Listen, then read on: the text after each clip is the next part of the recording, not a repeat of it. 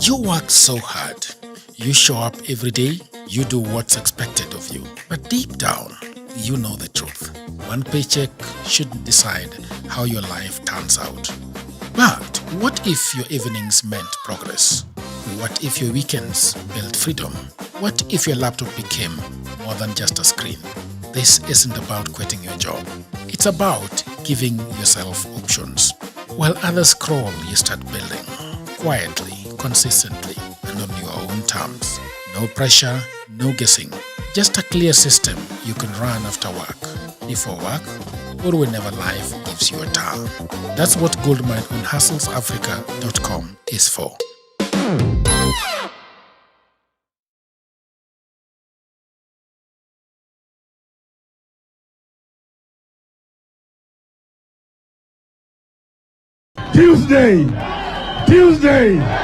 Tuesday. Haikuzo makasi ni watafute uongozi pamoja wasitafute. Kweli una maana gani? Una maana wewe ni binadamu ya mavi ya kuku. Ama shamba yetu harambe. Nguruwe kujikanga na mafuta yake. Na Afrika itakwisha. Padani agosho. Ngai no mwega. Na endesho de. Wakati hiyo ilikuwa ukisema ngwe ndani. Ngwe.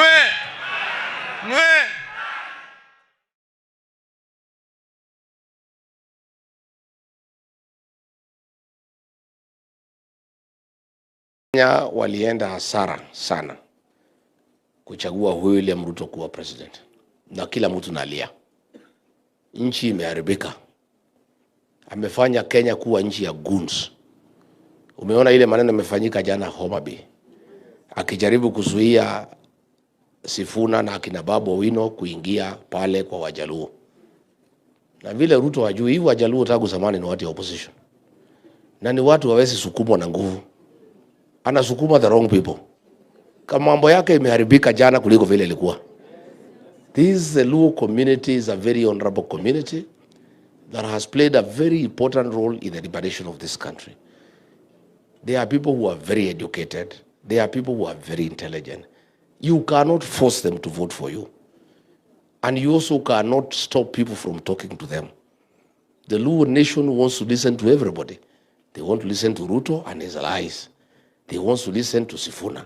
So stopping Sifuna and Babu to go and talk to the Luo people in Homabay is an insult to the community. Na watu wameumia sana pale. Karibu watu 5 wamekufa.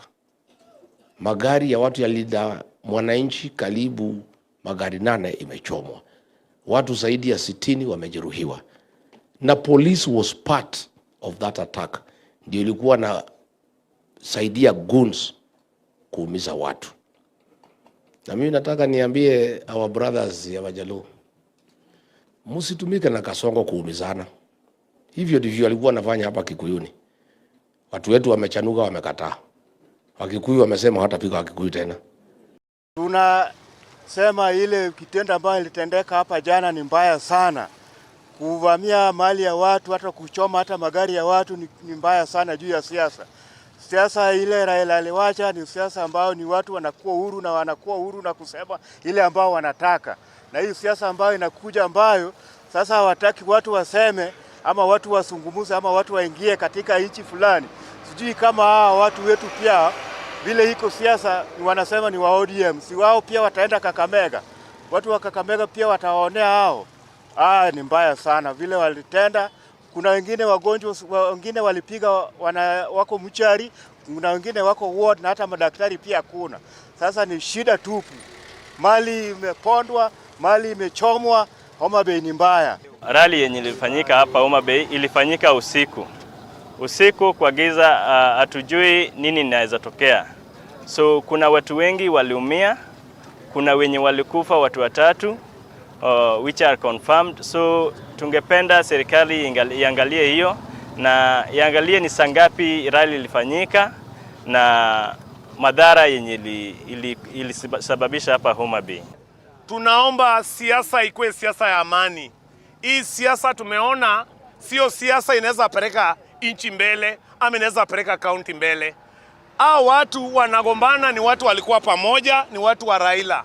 Wote wanatembea wakiita jina Raila. Na Raila hakuwa anafanya siasa ya kuuana, siasa ya kupigana. Raila alikuwa ni mtu anafanya siasa amani. Sasa tunaomba tufanye siasa amani, viongozi wote wa ODM wakae chini waongee. Wale wayuko kwa ODM na wale wako kwa ODM wakae chini, waonyeshe sura mzuri. I'm saying that it was not so good with us as Kenyans. The Seventh-day Adventist Church Lake Victoria failed. What we experienced yesterday is not a thing that can be embraced by anybody, because this is a church facility where people did not involve in such kind of politics that was out there. But they managed to come into the headquarters of this field and destroyed the office.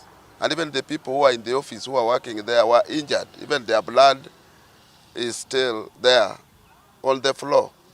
We have nowhere now to work. Now, if they can manage to destroy the church office, then what about the innocent lives out there? So we are condemning the kind of politics we have seen in Homabay.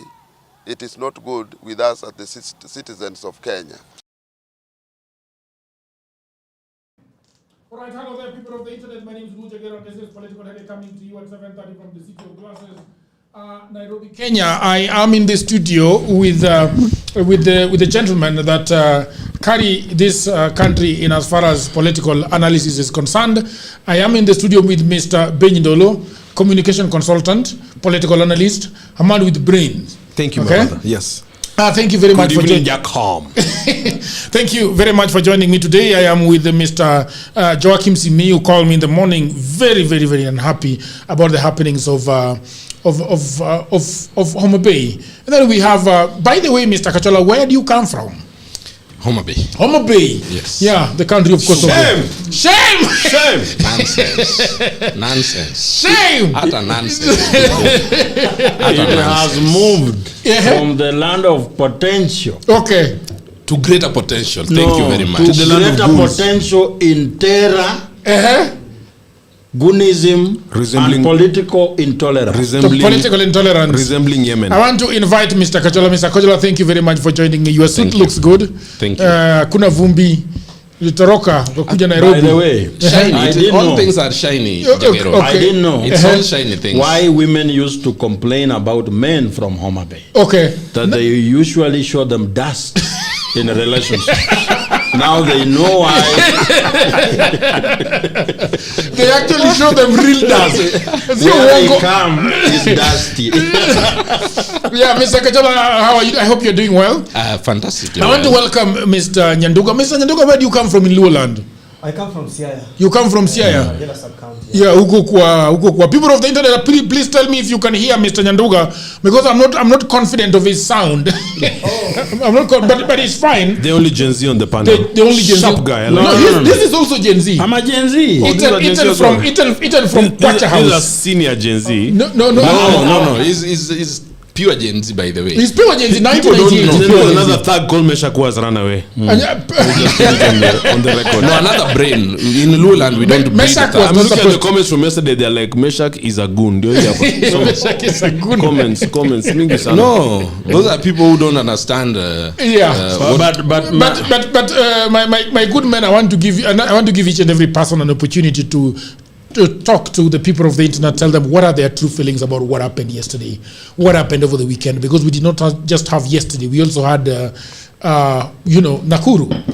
I think was also very problematic. If I could start. Yes, you can start. I was speaking to you earlier and I told you that I do media monitoring. I look at news and views and current events all around the world. And as we speak, the midterm elections are on in the US. My former city of Atlanta has a guy running called Ossoff. And if you just look at the campaigns, just on the face of it, without even going deep, it is a totally different thing happening there. It is civility, it is intellectual, it is topical, it is issue-based. It's unbelievable in this day and age that while some countries and some places are doing decent stuff, what you saw in Homabay yesterday, my own friend who was here last time with Zuena, I'm told she's hospitalized. Her car was burnt. She was slashed. I can't find her. Yeah, I can't find her on phone. This is somebody I know. Pauline Njoroge said on social media that her phone was taken by the goons. Yeah, so I don't really have a way to reach her. So we can really find the goons if they took her phone. Yes, yeah, exactly, but that's another conversation that we're going to be having, because and so my Kachola will point- tell you later on that you can't find it. And so my point is that we cannot. This was organized violence. This was predictable violence. This was pre-announced. Jagero, whenever don't someone come- says organized by who? 1 second. Just 1 second, One 1 second. second, 1 second. This is an not introduction. So spontaneous. don't. Who are It you was not in spontaneous. defense of? It was not spontaneous. Please give this gentleman his 3 minutes to start. It was pre-organized, pre-planned. I also have a lot of information on some of the guys associated with Gladys Wanga, the governor, who one of them called Abdi had actually been arrested 3 weeks ago on instructions of the PS Interior through the county commissioner. So there's a lot of mess there. And my only point is that it is not acceptable, and it is sinking this country further into the abyss of confusion and violence.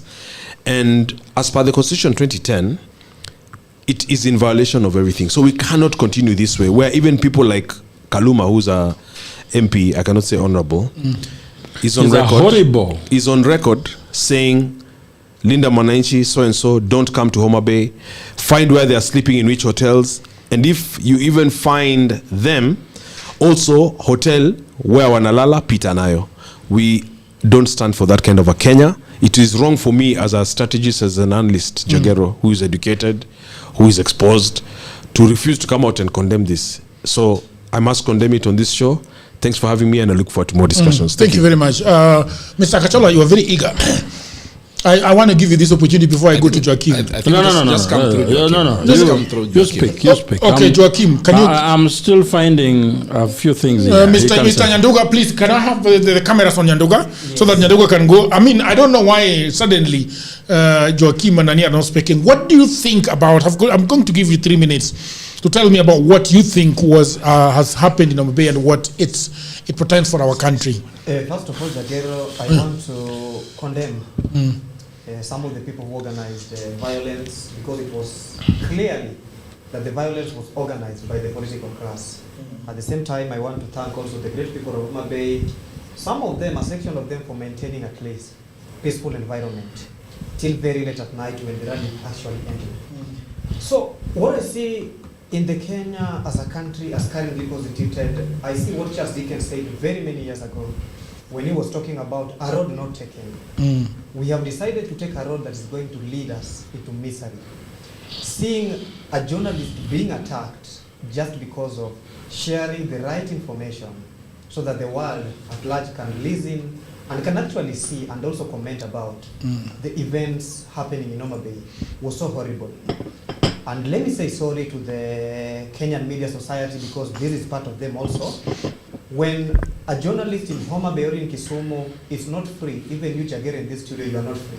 Correct. Because whatever is happening in Homabay can as well happen in Nairobi. So whatever happened is so miserable because we have reached an extent whereby we don't value the right political information. The Linda Mwananchi Brigade tried as much as they could, at least to escape from Goonism, to escape violence, but that at the end of the day, they were not in a position to do so. And I'll send this message to some of our leaders in Nyanza. There is no justification for organizing a goon to kill somebody. There is no justification for destruction of property. When I see some of the hotels being destroyed, if you can listen to the great people of Homabay, whatever they're seeing and doing currently, in fact, it can tell you that if we cannot change our mentality and define what competitive politics is all about, then 2027 will be so deadly and so worse in this country. And actually, we are trying to avoid that. There is no justification for killing somebody because he has a different political view. This is a democratic society, and it is there in the framers of our constitution that each and every individual has the right and capacity to make an independent political decision. So we must be historic, not ahistoric. We cannot say, like I saw some of the leaders saying, in Homabay we have very shiny things, and we cannot allow some people with divergent opinions like Sifuna coming to Homabay to enjoy the same things which have been made by President William Ruto. They're trying to tarnish its name. I want to say Kenya is a country with democracy rule of law, and constitution. As an individual, you have a right and a capacity to even go to Wajir County, Homabay County, Tharaka Nithi, just like any other county. If today I say no to broad-based government, that should never be a ticket for misery to Nyanduga myself. I think we need to move with the jet-lag speed towards a land of wonders, a land whereby I'll feel safe in a room where all of us will be having different political connotations and different political views. So to sum up all that happened in Homabay, I'll say it's also an eye-opener, because those are the last kicks of a dying horse. Very many politicians in Homabay and in Nyanza, they have sensed defeat, and there is that paradigm shift in the way we think, the way we reason, and the way we do things politically. So that is all I can say about it. All right, let me go to Kachola. Mr. Kachola, what do you think? You come from the great county of Karachuonyo. Homabay County. Yeah. Jagero, first I want to pass my sincere sympathies and apology to my former colleagues, Mr. Francis and Mr. Evans Okeyo, who got hurt during the coverage they had in that rally, and they got injured well past 7 p.m. in the night when the group, the Linda group, went to Homabay town. It's sad. I've tried reaching out. At least we've not communicated, but my sympathies to them. They are my former colleagues. They are my friends. Jagero, there are things that should not happen in this country. Intolerance shouldn't be the case. And this intolerance we are speaking about is not just about political intolerance. It is intolerance of any nature. From equity intolerance to development intolerance, whatever form of intolerance shouldn't be a thing in our country now. I would simply ask our leaders from both political divides that whenever you see or you sense there is something that is likely to bring a rift between a people, a community, let us try to avoid them, and let us try to correct the mess when it is too early. We know we are in a political season, and temperatures will flare. People will be very unreasonable at times, but we are here to be a voice of reason and let our people learn. Okay. May I bring to our attention that some of the utterances before this political rally were unfortunate. Like what? And some of these utterances came from both sides. It is not just one side. By morning I had not seen what was said by Honorable Kaluma, but I have since seen it. It was not a very fortunate statement. Furthermore, the utterances again from the Embakasi East Member of Parliament, Babu Owino, equally were very unfortunate. When you are going for a political rally, you are not going to war. You are simply going to lay bare what you have, your ideology, your ideas. You are going to sell whatever you believe in to the people so that the people can buy that and rally behind you. But whereas now it has become a point of takeover, we are coming to take over, we are coming to colonize. I think those are very unfortunate statements that shouldn't come from leaders. So let us tread with a lot of caution as we head to 2027. Remember the other day we were discussing here a report by the Kofi Annan Foundation that they found out through their research that there's a likelihood of a post-election violence. Those are things we ought not to even imagine of. So let us tread carefully. Let us be very honest in our engagement, political engagement. And whereas you do not have proper and tangible evidence like that of Babu Owino and Kaluma, do not bring people in who are not in the picture, because those only add to fuel the temperatures that are already there. So it is not necessary. All right, Mr. Joaquim, what do you think about what happened First of all, I want to condemn what happened in the strongest words possible. Okay. That those are the things that happened yesterday are things that we are past that. And organizing violence against competitors is not something that we should grin about. We are at a dispensation where political war should be about ideologies and logic. That the ideology I bring on the table as Joachim's meal and the logic that I try to use to dissuade people to vote for me should be fought by superior logic and better ideas. And I do not think that crude weapons, weaponizing poverty, idle young men and women being turned into body men, being turned into zombies who fight their own brothers without consideration of the ramifications. And I think I want to direct my content and my dislike for the people who bear the burden of leadership in Homabay. Starting from the governor of Homabay, Wanga, I have not seen a statement from her condemning the actions. If she made, I have not seen it. I want to condemn the member of parliament for Homabay town, Kaluma, who spoke before the rally and gave an impression of violence, that the people who speak any language contrary to what he thinks is the best should be meted by violence. I think that's primitivity, that's backward, that's retrogressive, and such people should not be allowed to come close to the office of public service because they represent the worst among ourselves. So as we move forward, I thank the people of Homabay who offered shelter to my friend Agneta Mwangale, the woman representative from Bungoma. You saved her from man-eaters. Man-eaters? I also want to thank the people of Homabay for offering shelter to Abi Zuena, whose car was razed down. It was an apocalypse. I think men and women who did that unfortunate thing should be condemned and should be sent to jail the rest of their lives because they are a danger to anybody in this country.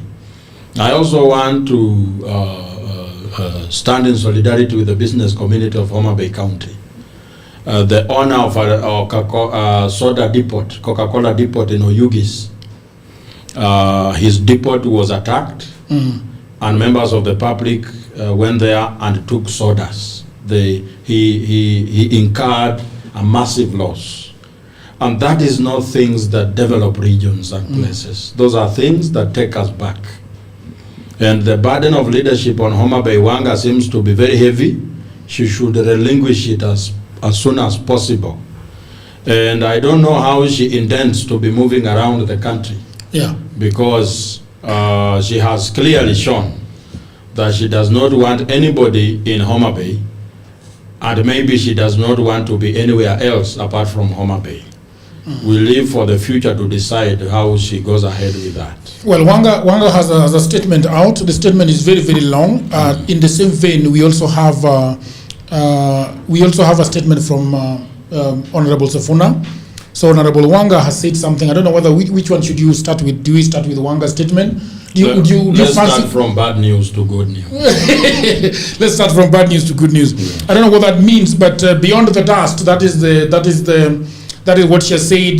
Homabay's long road from marginalization to transformation. So she's not responding to the chaos. She is actually. The dust of the Mbita Sindo Kiabuya Suri corridor tells a story, but it is not the story of people who have failed. It is the story of a region that has waited far too long for the infrastructure required to unlock its potential. Understand what was billed as a tour of Homabay by Linda Mwananchi ended up being something its organizers did not intend.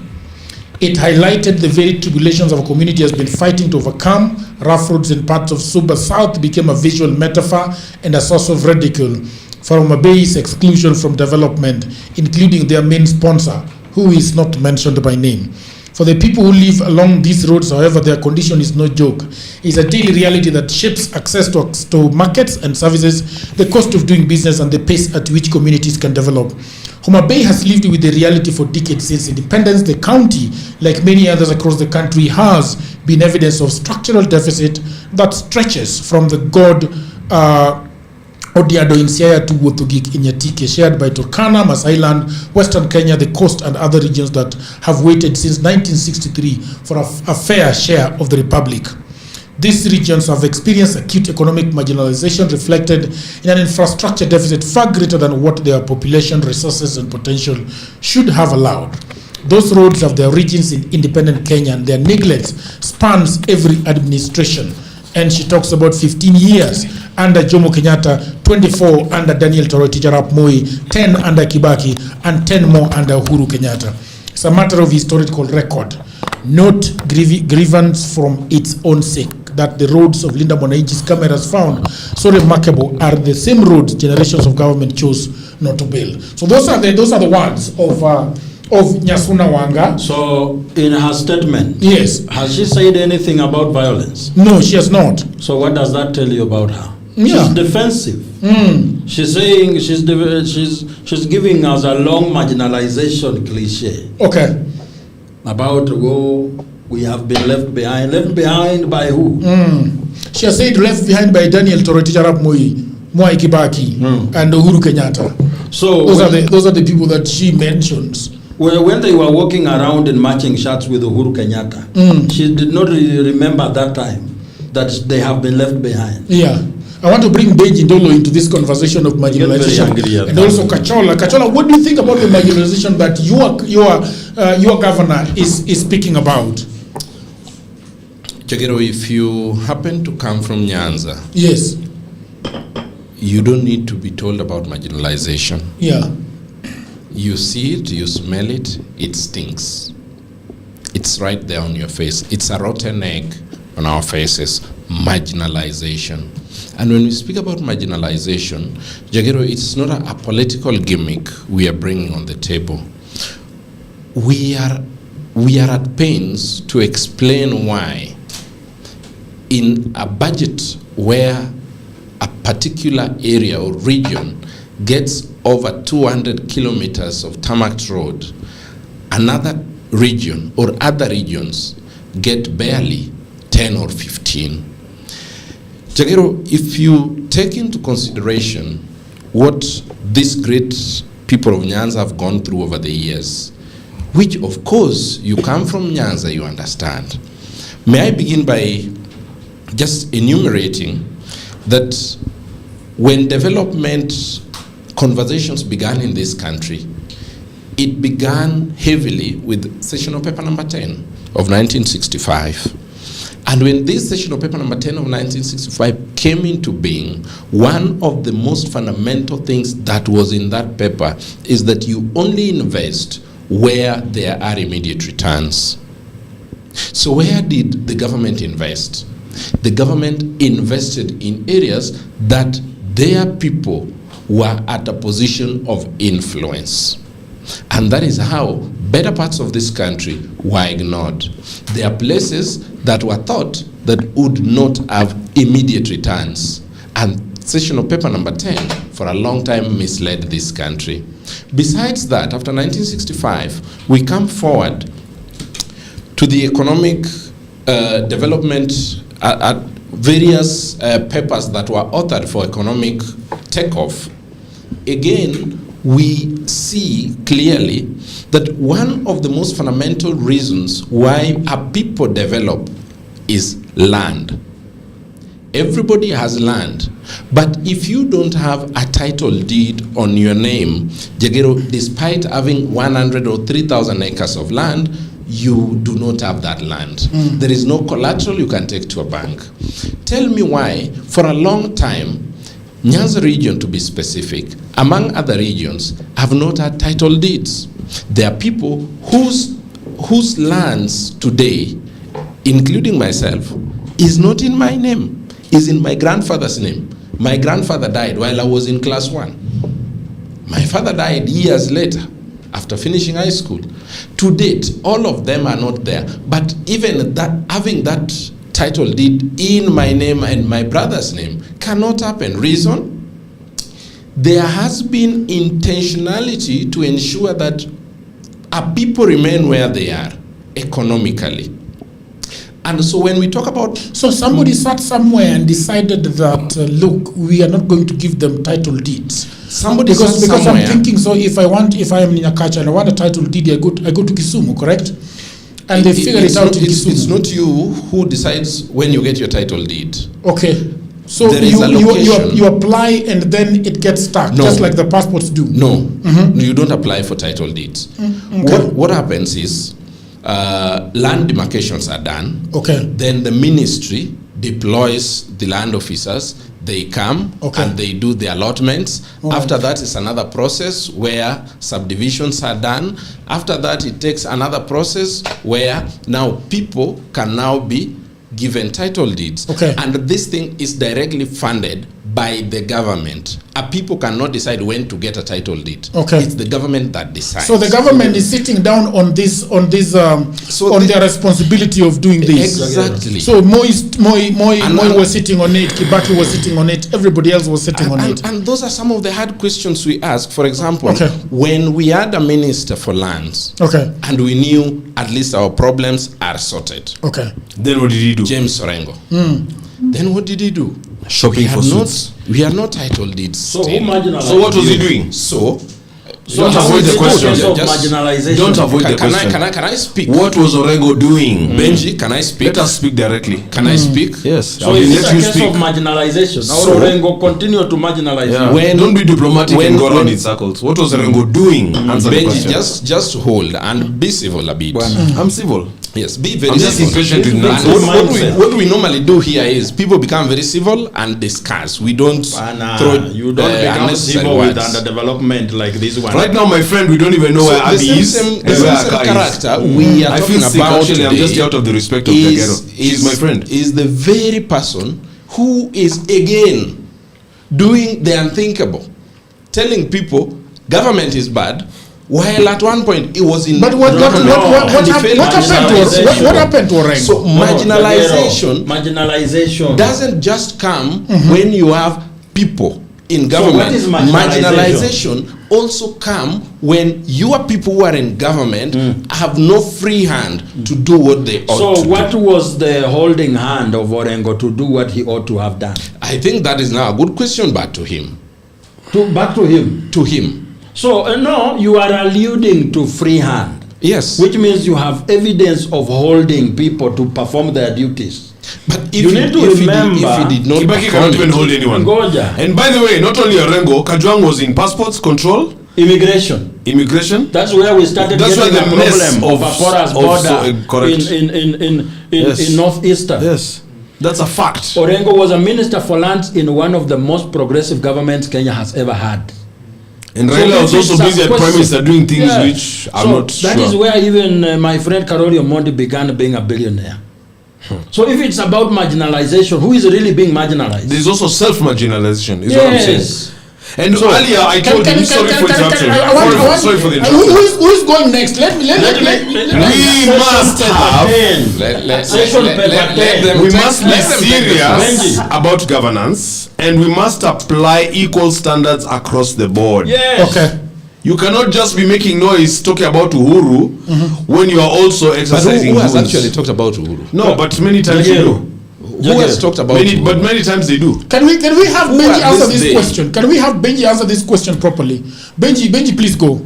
We must have equal standards of opportunity across the board. We must not refuse to call out people who we consider our own. You must demand performance from all. You cannot abscond criticizing Kidero because he's a Luo like me, for instance. You cannot be careful to not criticize Orengo or Kajwang, the former minister, because he's our person. You should not shy away from calling out Kaluma or Gladys Wanga when there's Goonism. We must apply across the board, and That is the same spirit with which I Jagero, cannot I think we need hesitate. to- One we need to second. set, We need to set I ground cannot rules. hesitate to call out Jagero, Kalonzo I think we any need to given set day of ground the week. rules. Huh? No. But we must have a substantive discussion. We must have a substantive what's ground discussion. rules? No, we authored session paper 10. We need No.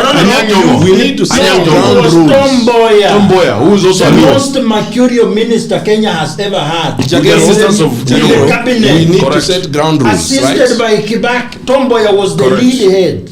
Correct. Creating this Can we session set paper ground 10 rules? thing that he's saying marginalized the lower land because they did not offer immediate, Can I listen? immediate What whatever. ground rules does Kachola want to lay on the He does table? not He want wants to to be censor. held accountable. No, for can it. we say ground rules? Which ground rules, Mr. Kachola? Can we hear his ground rules? Yes. What are your No. ground rules? Mr. Kachola, what? And Who is the they one want- of session paper 10? And don't excuse mediocrity. You have told us who the honor We must not excuse and that is mediocrity. Thomas Joseph Mboya. Yes. Now, can I hear his ground rules? What are your ground rules? We are here, Okay. and we don't want to jeopardize your platform. Okay. We don't want you to be. No, what are the ground rules? Rule number one. Unaelewa sana. Rule number one, Jagero. Yes. We are not going to accuse people without. Me and accuse. This is not a court of law where you say come with evidence. Let them This is assume. a political platform. Let Gladys You Wanga can sue hit me. anybody. Jagero, we are Anyway, not you let want. them sue me. Yes. Jagero, we They are can not go going to to court. accuse people We have here. a battery of lawyers waiting out there. Yes, me have lawyers. Willie Sotieno.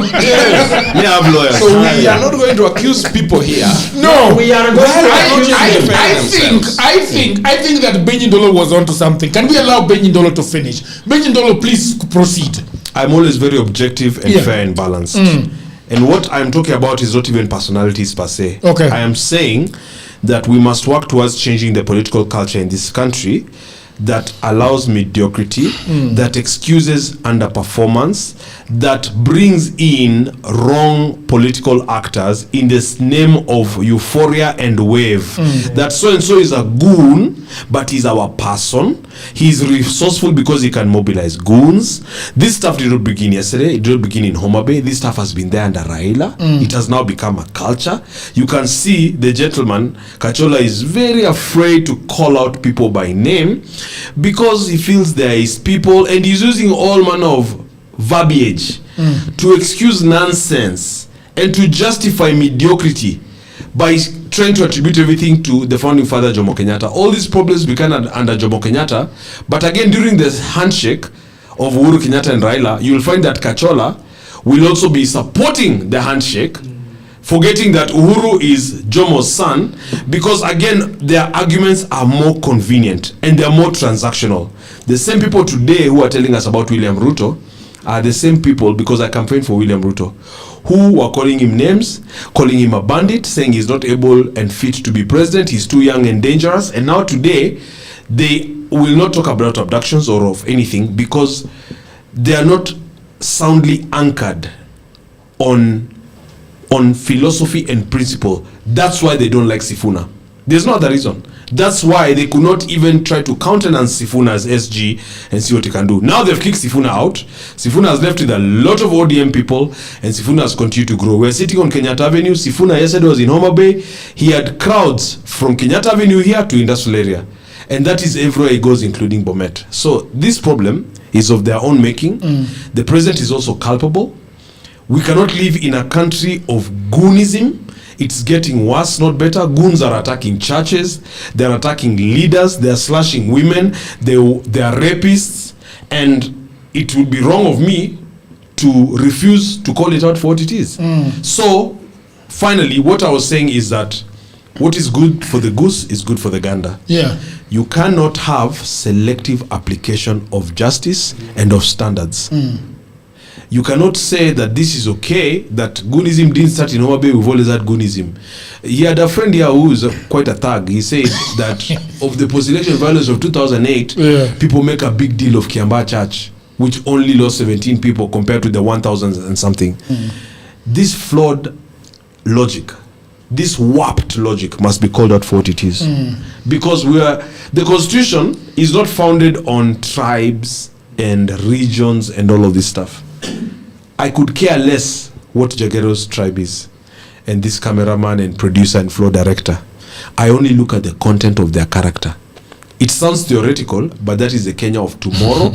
And that's why I've been telling them that a lot of these leading political players, including Mudavadi, Wetangula, Kalonzo, etc., including even the president, because they all came from KANU, they are the politics of yesterday. And Sifuna and those guys are the politics of tomorrow.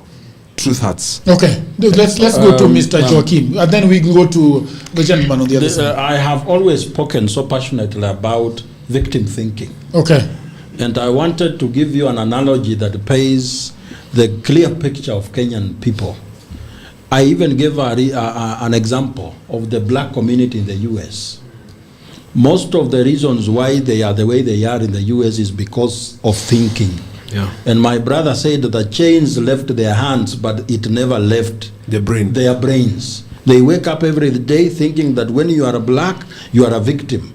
That's why they harbored bitterness. They weaponized the violence they had been receiving, and now they live by it. And so they want to get even before they get ahead, which is very hard. I want to speak to everybody, including my brothers and sisters from Homabay, like my brother. I also come from a challenged county called Bungoma. It is not as developed. And I cannot say that we are underdeveloped or we have no development because some other forces elsewhere is responsible for our underdevelopment. You have mentioned Sessional Paper 10. Sessional Paper 10 was authored by one Thomas Joseph Odhiambo Mboya, one of the brightest young people at the independence of this country, who comes from Mfangano Island. Rusinga Island. So if he came up with a paper that alienates his own region from development, so I wonder how that is marginalization. Because this is your own brains, this is your own son. He should have considered it's called African socialism, authored by Tom Mboya. So if this gave room for government to take development elsewhere, where there will be immediate rewards, I wonder how immediate rewards means, because when I look at Homabay, it has immediate rewards. Because we have a lake full of potential. You can do fishing, you can do everything there. So it was a matter of the people with the brain of coming up with a paper like Sessional Paper 10 to also push through implementation for the benefit of their own people. Some of these brothers of mine have complained about Kikuyus owning TV stations and the media, and therefore they control everything. The first minister of information is Achieng' Oneko. Achieng' Oneko is not a Kamau. Achieng' Oneko is a Luo. How comes do we say that we are marginalized? Marginalized by who? The issue of lands and title deeds. Our own working constitution. James Agri Orengo became minister under the Grand Coalition government for lands. That is one of the most progressive governments Kenya has ever had since independence. And the issue of title deeds were not solved by the person who is the first victim of these injustices, which means that he failed to think about where he comes from and the issues of his own people. When we meet on the national table, Jagero, and everybody here, the reason why there is somebody elected from a particular area called Sindo, the other one is elected from Kapsokwoy, the other one is elected from Bondet, the other one is elected from Tana River, is because we have unique problems everywhere. And therefore, it's you to bring a petition to the table, highlighting the issues of your own people, then get a consensus in the House of the Nation, like Parliament or Senate, to support that this one has to happen. And therefore, you cannot come here and say, we have been curtailed from developing our own area. That cannot be the victim mentality we want to continue with, and we want to develop. Where I come from, we have been the sole providers of sugar in this country. Mumias, as I was telling you earlier, used to bring taxes up to 6 billion to the exchequer every year. Imagine. It was one of the fastest growing towns in Western Kenya. Pan Paper used to employ 40,000 employees reporting to work every day. Nzoia Sugar used to employ 37,000 people. Imagine. It's our own people who started repackaging sugar and selling it here and making the companies and making our companies fail. Kidero. When our company failed, Mumias, Kidero was the chairman. Yes. So if it's marginalization, who is marginalizing us? Evans. So when I look at these things, I get really sick because it's the flaccidity of our leadership. People who occupy those front seats and they only think about their own stomachs. And when we meet here, we want to say so and so is not building. If we are missing a water borehole in Homabay, is it Kagombe who failed to build it? Is it Kagombe? Who is Kagombe? that crook MP He's from an MP from Gatundu. Okay. He's a crook MP. Say it properly. Yes. With a murder case. Yes. Yes. Kagombe. When we fail to get the right water pan in Busia, can we say Kangata did not build it?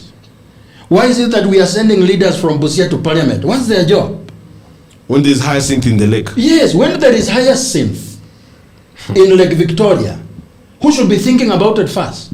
They don't Do care. we expect Irungu Kangata or Moses To come Turia from Murang'a. to be the one talking about them? Yeah. When in Bungoma, there is a huge pothole on the road that is bringing injuries to our mothers being carried by motorbikes. Who should be the one talking about it? We have a member of parliament in the house called John Makali. He has only spoken thrice in parliament. And Didmas Baraza, Yes. another murder suspect. Yes. John Makari spoke in 2023 when he rose to say, I vote yes to the first finance bill. Yes. He spoke again in 2024 when he was voting for the finance bill that killed our young people. He rose again in 2025 to vote for another finance bill. He has spoken nothing else to support the problems of his own people. We are doing nothing for ourselves and expect everything from other people. Correct. I'm not saying that other people are not responsible to the country's developments, but it is important that we look inward. How have we ourselves contributed to the problems that we are having? So how do we get ourselves out of there? Majority of these problems we have is because of ourselves, not about anyone else.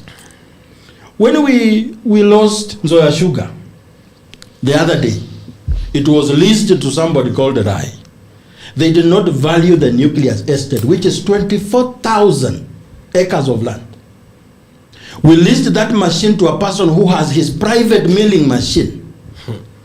So when he wants sugar, he goes to the nucleus estate of Nzoia Sugar, cuts sugar there, he goes and mills it in his own mill. Our people were lied to that they have been given bonus. You remember that time that the president has given you bonus. Bonus is only given when you have produced and have surpassed target. Have they been ever given a bonus again? Because it's not there. Our people supervised the leasing of that machine. When I look at that picture, when Rai was in Western, I did not see Njuguna there. I saw our own people. I did not see Mudaura. I did not see Kalonzo. I saw my own people, the people we share a language with. But when we come to holding them accountable, all of a sudden we've never had a president. We've only had a president, tumekuwa tuna wa Kikuyu na Wakale. The other day I was saying that if having a president is so important, show me the roads in Baringo. They had a president for 24 years. For you to understand how bad leadership means, show me schools in Baringo. Moi was terrible. Moi was a strong man in this country for 24 years. Go to Nyeri. They have 17 colonial villages. They have had a president called Mwai Kibaki. Go to Ukambani, Kitui. A road from Kwavonza to Kavisuni is 52 kilometers. It's worse than what you saw in Homabay. Go to Tana River. The level of poverty you see there. Somebody staying in a house that you can see everything while standing outside. And they have children. And the mother is pregnant. You wonder how did the father perform his duties? These are issues that we talk about. Yeah. For us to get out of these manacles, yes, we have to look inward. Ourselves. There is nobody who is coming to save us. Okay. Can I go to Mr. Nyanduko? Mr. Nyanduko, what do you have to say? Because I have a lot of issues to ask Mr. Kachola. Because you've heard the gentleman. I'm coming back to ask you about Thomas Joseph Mboya, and I'm going to ask you about Kidero, who I understand was taking a chopper from Karen to every day. Mias every day.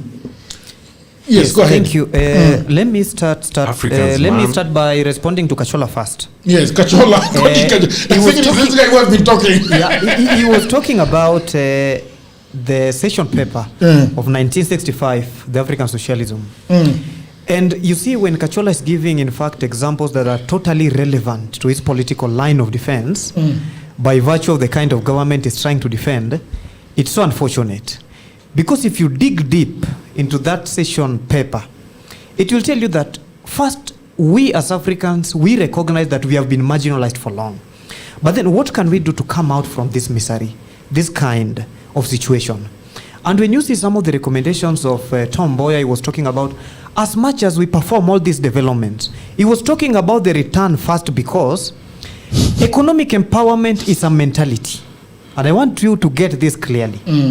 Nyanza has not been marginalized for too long. The leaders from Nyanza have been weaponizing poverty by design so that they can control them politically. Weaponizing poverty by design. By design. Can you contextualize that a little bit? Wonderful. Yeah. Jagero, if you read Niccolo Machiavelli's book, The Republic, okay, we have various kinds of societies and how to conquer them. Okay. If you go to Mount Kenya region, a Mount Kenya voter is already a mature voter.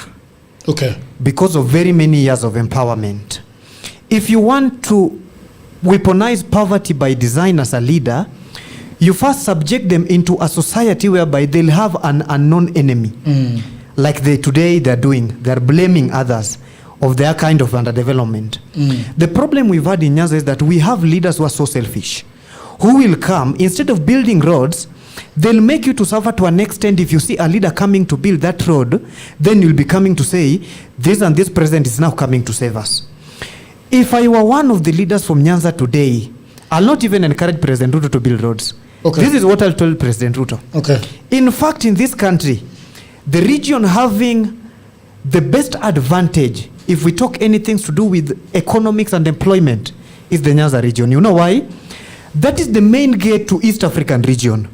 If they can have leaders who are supposed to be leaders in their region, who can just sit down with President William Ruto, just like any other leader, so that they can develop their thoughts. They'll tell them, these are the type of crops which can do well in this our region.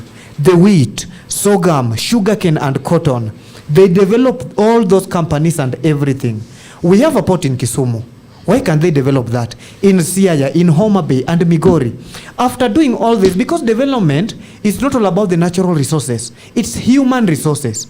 If I'm a farmer and you develop me and I have the capital, the hospital which we don't have in the village will come out of me because I have money. And we can even sit down to construct that private hospital.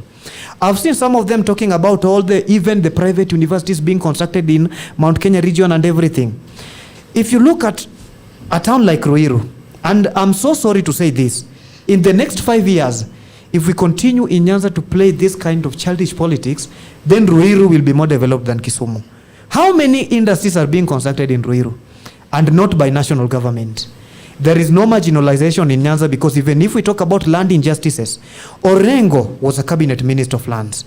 If we talk about industries being built in other regions, not in Nyanza, Dalmas Otieno was a cabinet minister for industrialization. Raila Odinga was a cabinet minister of transport. Today roads we have public service. Yes. Roads and public works. And public work. Today we have CS Wandai, the one for energy. If you go to my village is called Gotakom in Asembo in Raida sub-county. If you move far away from that village is very, very dark. Even at night, there is not even a single household with a clear access to electricity. I was in Seme. And that is my county in Siaya, where we have a cabinet minister for energy. Why did we lose people who are really sorry and who are really focused in helping the people? Think of a situation we lost people like Raphael Tuju from our Nyanza politics because of politics of weaponization, where we'll come and say, because so and so has a personal difference and they are not seeing eye to eye with Raila, let us vote him out. This kind of politics we have in Nyanza, whereby we want to have a unique republic where leaders are being elected not on the basis of agenda but on the basis of their political alignment and how rough they are, how well they can maintain violence, is what is killing us.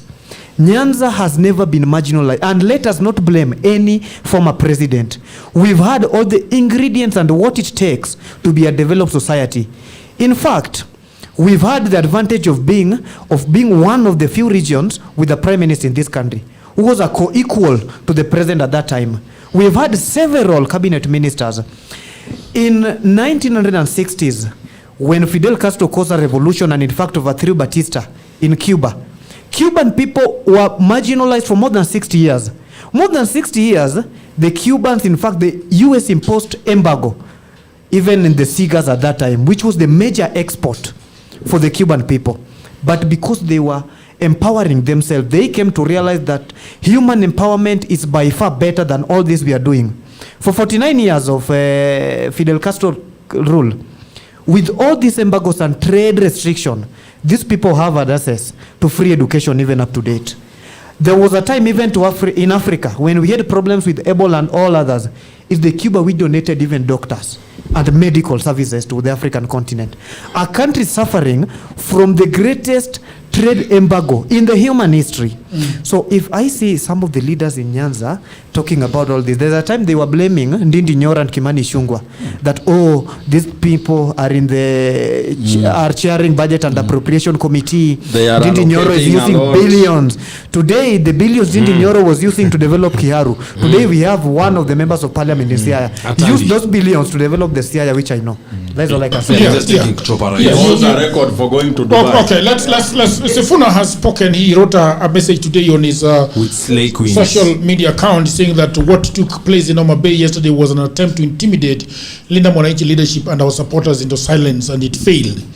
We hold the National Police Service and the National Intelligence Service accountable for the conduct of their officers yesterday.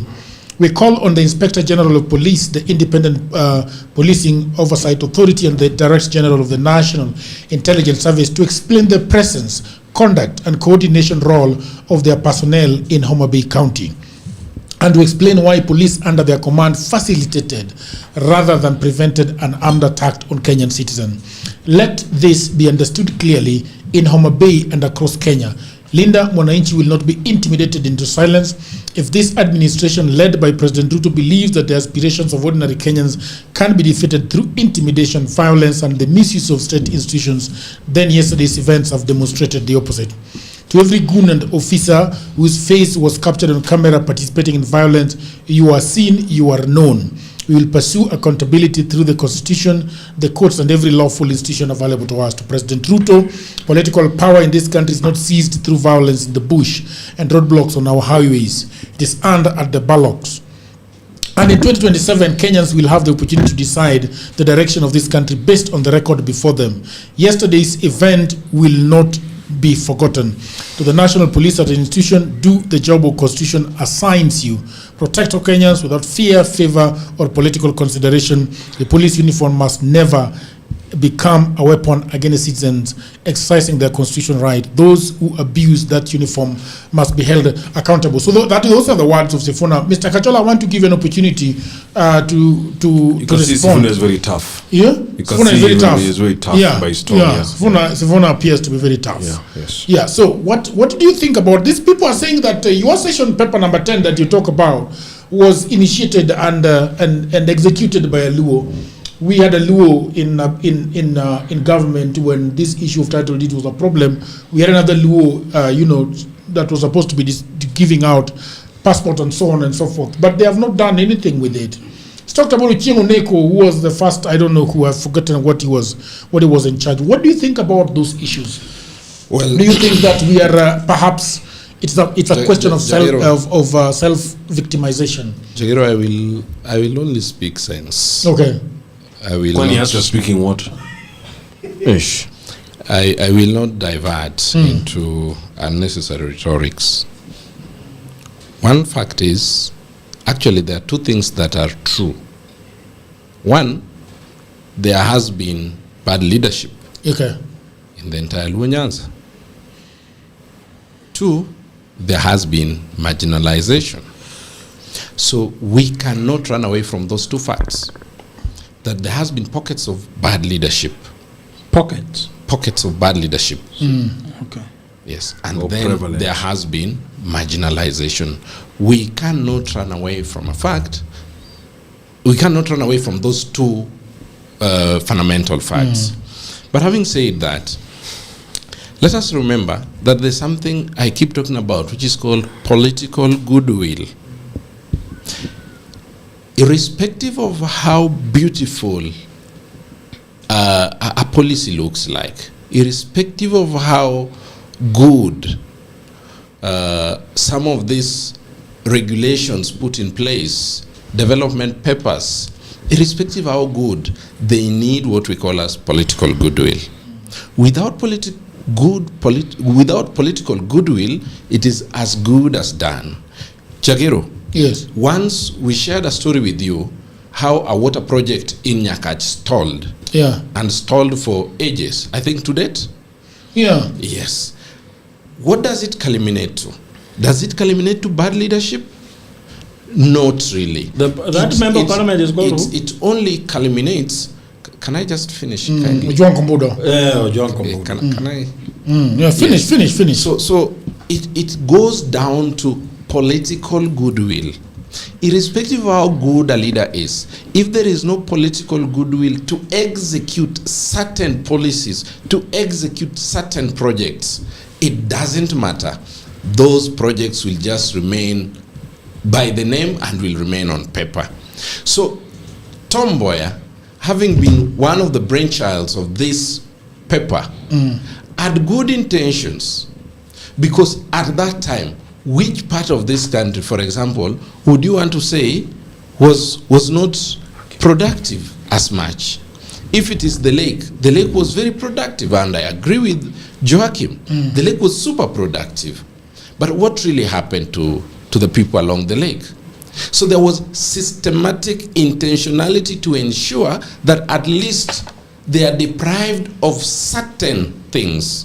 For example, Jagero, why would we have from CO Port in Busia all the way to Nyatike, Lake Victoria, that entire circuit, there is no connecting road for all these years?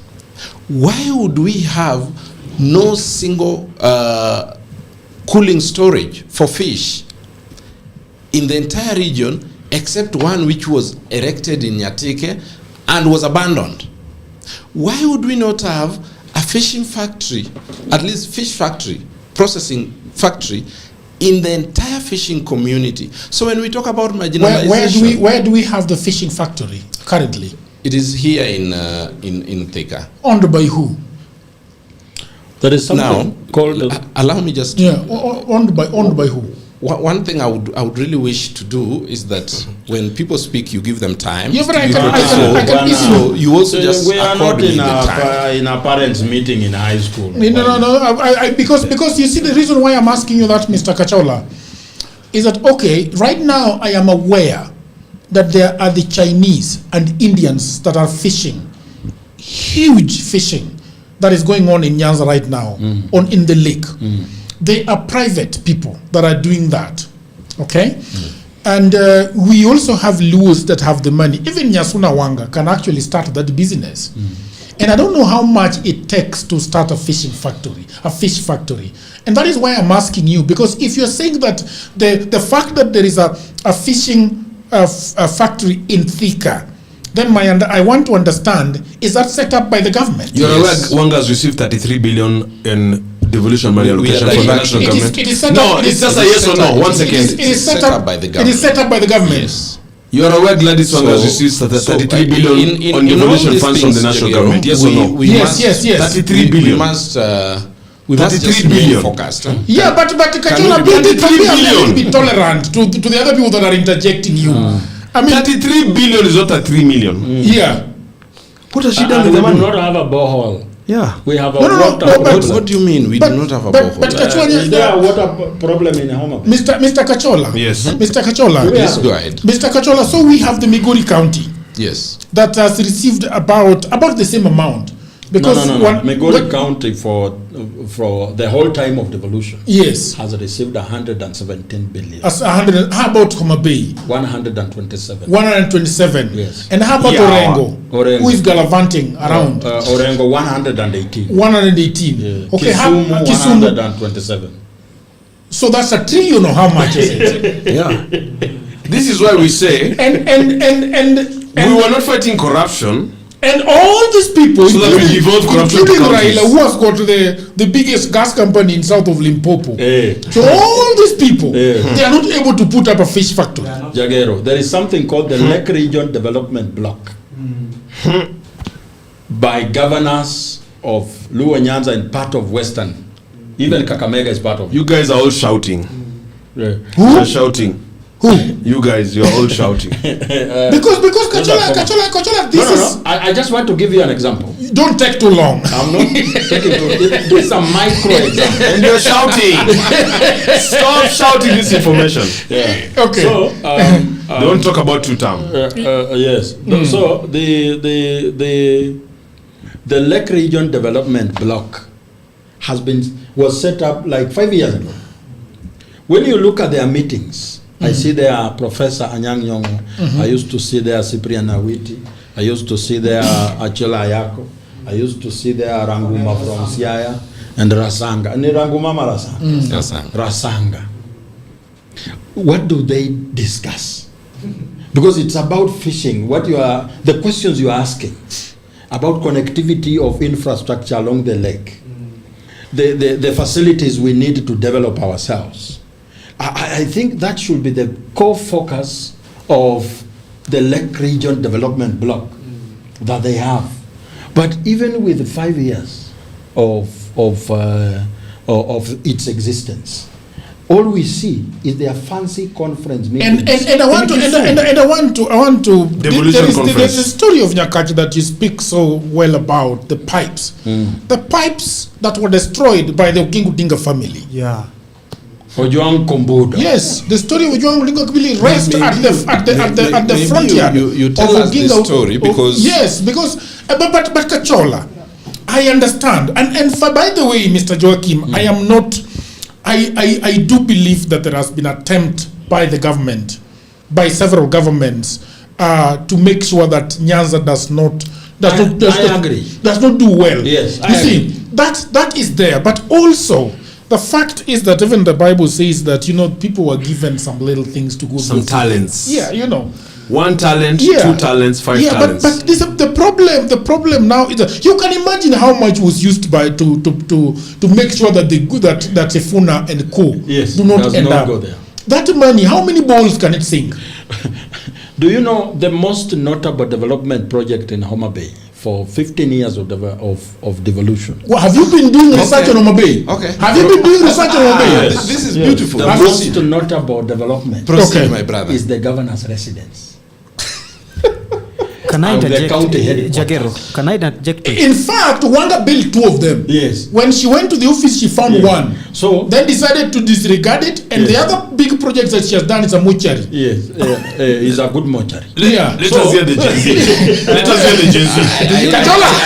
Just hold there. Kachola, can we hear the Gen Z? Before we proceed. Can we hear the Gen Z? No, 1 second. Before we proceed. Kachola, let me but just you have clear not the spoken. air. Okay. Yes. Okay, clear Let me the just air. clear the air. Okay. Jagiro, I think it is irresponsible for someone who, I don't know when they were in Homabay County. If you ask them how many wards are in Homabay County, they will not tell you. How many constituencies, they will not tell you. What projects are in this particular Okay, tell areas, us. they will not Tell tell us. you. Tell us the project that Wanga's done. It is not. It Looks is not like correct. so much is going Are you on the county down there. spokesman? No, but even if he's not, but he comes from the But county. it looks like so much is going on No, down but let there. him tell us No. what Wanga has done in Homabay. Actually, I I'm saw not the speaking. painting of roads.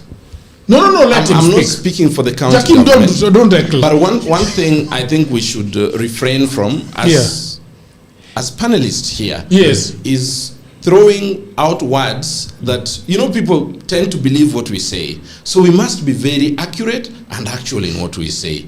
I am not here to speak for the county. That is given. Okay. But I would only ask that some civility.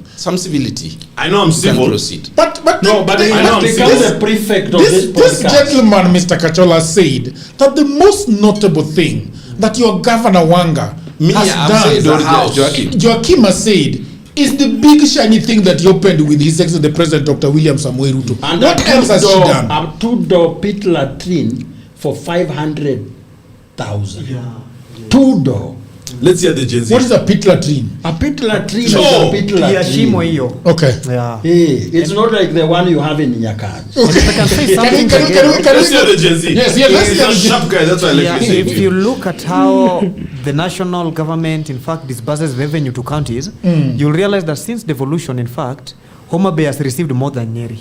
Okay. Since devolution. Yeah. Homabay has received more than Nyeri County.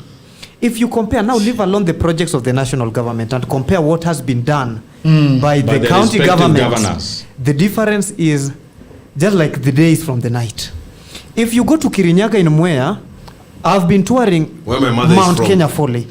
If you go to Kirinyaga, you'll see a lot of rice mills and a lot of processing plants, courtesy of the county government. Yes. If you go to Kisumu, Ahero, in fact, Kisumu is more advantageous than Kirinyaga. You know why? They have a city. If you have good leadership in the area where you have a city, you can go far. But a good professor is just if you go there, you'll find a lot. In fact, most useless governor for your information, the rice in fact is worse than Wanga. So you see, Jagero, for your information, the rice we get in Ahero, they cannot process it to the final product. The rice we have in Ahero, Makio, these people have been receiving, in fact, sometimes I see them sitting down with investors and I wonder what Jakim was asking. What do they discuss in these Indo meetings? Yes. Because if you are a leader meeting a foreign investor, if you come from Kisumu, it's either you are discussing things to do with rice cultivation, port development, trade, city planning, transport, and things to do with that. I wonder whatever they've been carrying out.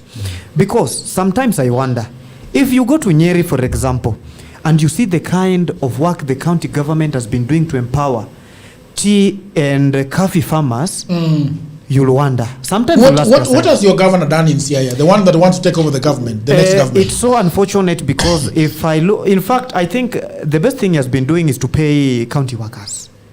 Which, in fact, any other county government has been doing. Because if I move around... He pays them on time. Yeah, to pay them on time. Because I don't see any tangible development plan we have in Siaya. If you have a look at the tarmac roads we have, it's either a national government or there was a certain member of parliament who came fire and said, we must say no to this kind of politics. A very good example is my former member of parliament, Raphael Tuju. The best secondary school we have in my village is courtesy of Raphael Tuju. And he did all this under pressure that he's not obeying Raila. Yeah, that he was not obeying Raila. After him, we had Nicholas Odero Gumbo, who came and tried to empower various cooperative societies. And at the same time, he was blocked from becoming a Siaya governor. You know why? Because he was not a good friend of Raila Odinga. So the problem we have in Nyanza is that we have chosen to work not on the basic of practical things and logic. For you, even for you yourself, Jagero, if you want to become a member of parliament in Siaya, they'll not look at Jagero from the angle of he has a good idea or manifesto. They'll ask, can you mobilize youth in fact to throw stones? How well can you mobilize for violence cases? And that is why the society we have in Nyanza, if we won't open our eyes, even Garissa County and Turkana County will be greater before seeing Kisumu becoming a serious county. But I want you to talk. Kachola is saying that the government has to build for us a fish a fish factory at the other side. But Joachim has given us the raw figures, coming to about 800 billion. Yes, and almost a trillion, Mr. Kachola, surely. I'll combine Kachola and Alionya and respond to them, all of them together. Alionya is not here, bro. Yes, but she so said something. She said something. She's so useless. Yeah, she said something so wonderful. Where? Sue me. At KICC, Roslyn Alionya was complaining that we have several maize flour factories in Thika and in Central as compared to Kakamega, where she's coming from, where people are growing maize. Okay. And the first question is, are these maize millers in Thika, are they owned by the national government or private sector? If you are a private investor, you can even decide to have your industry far away from the place where you get the raw materials.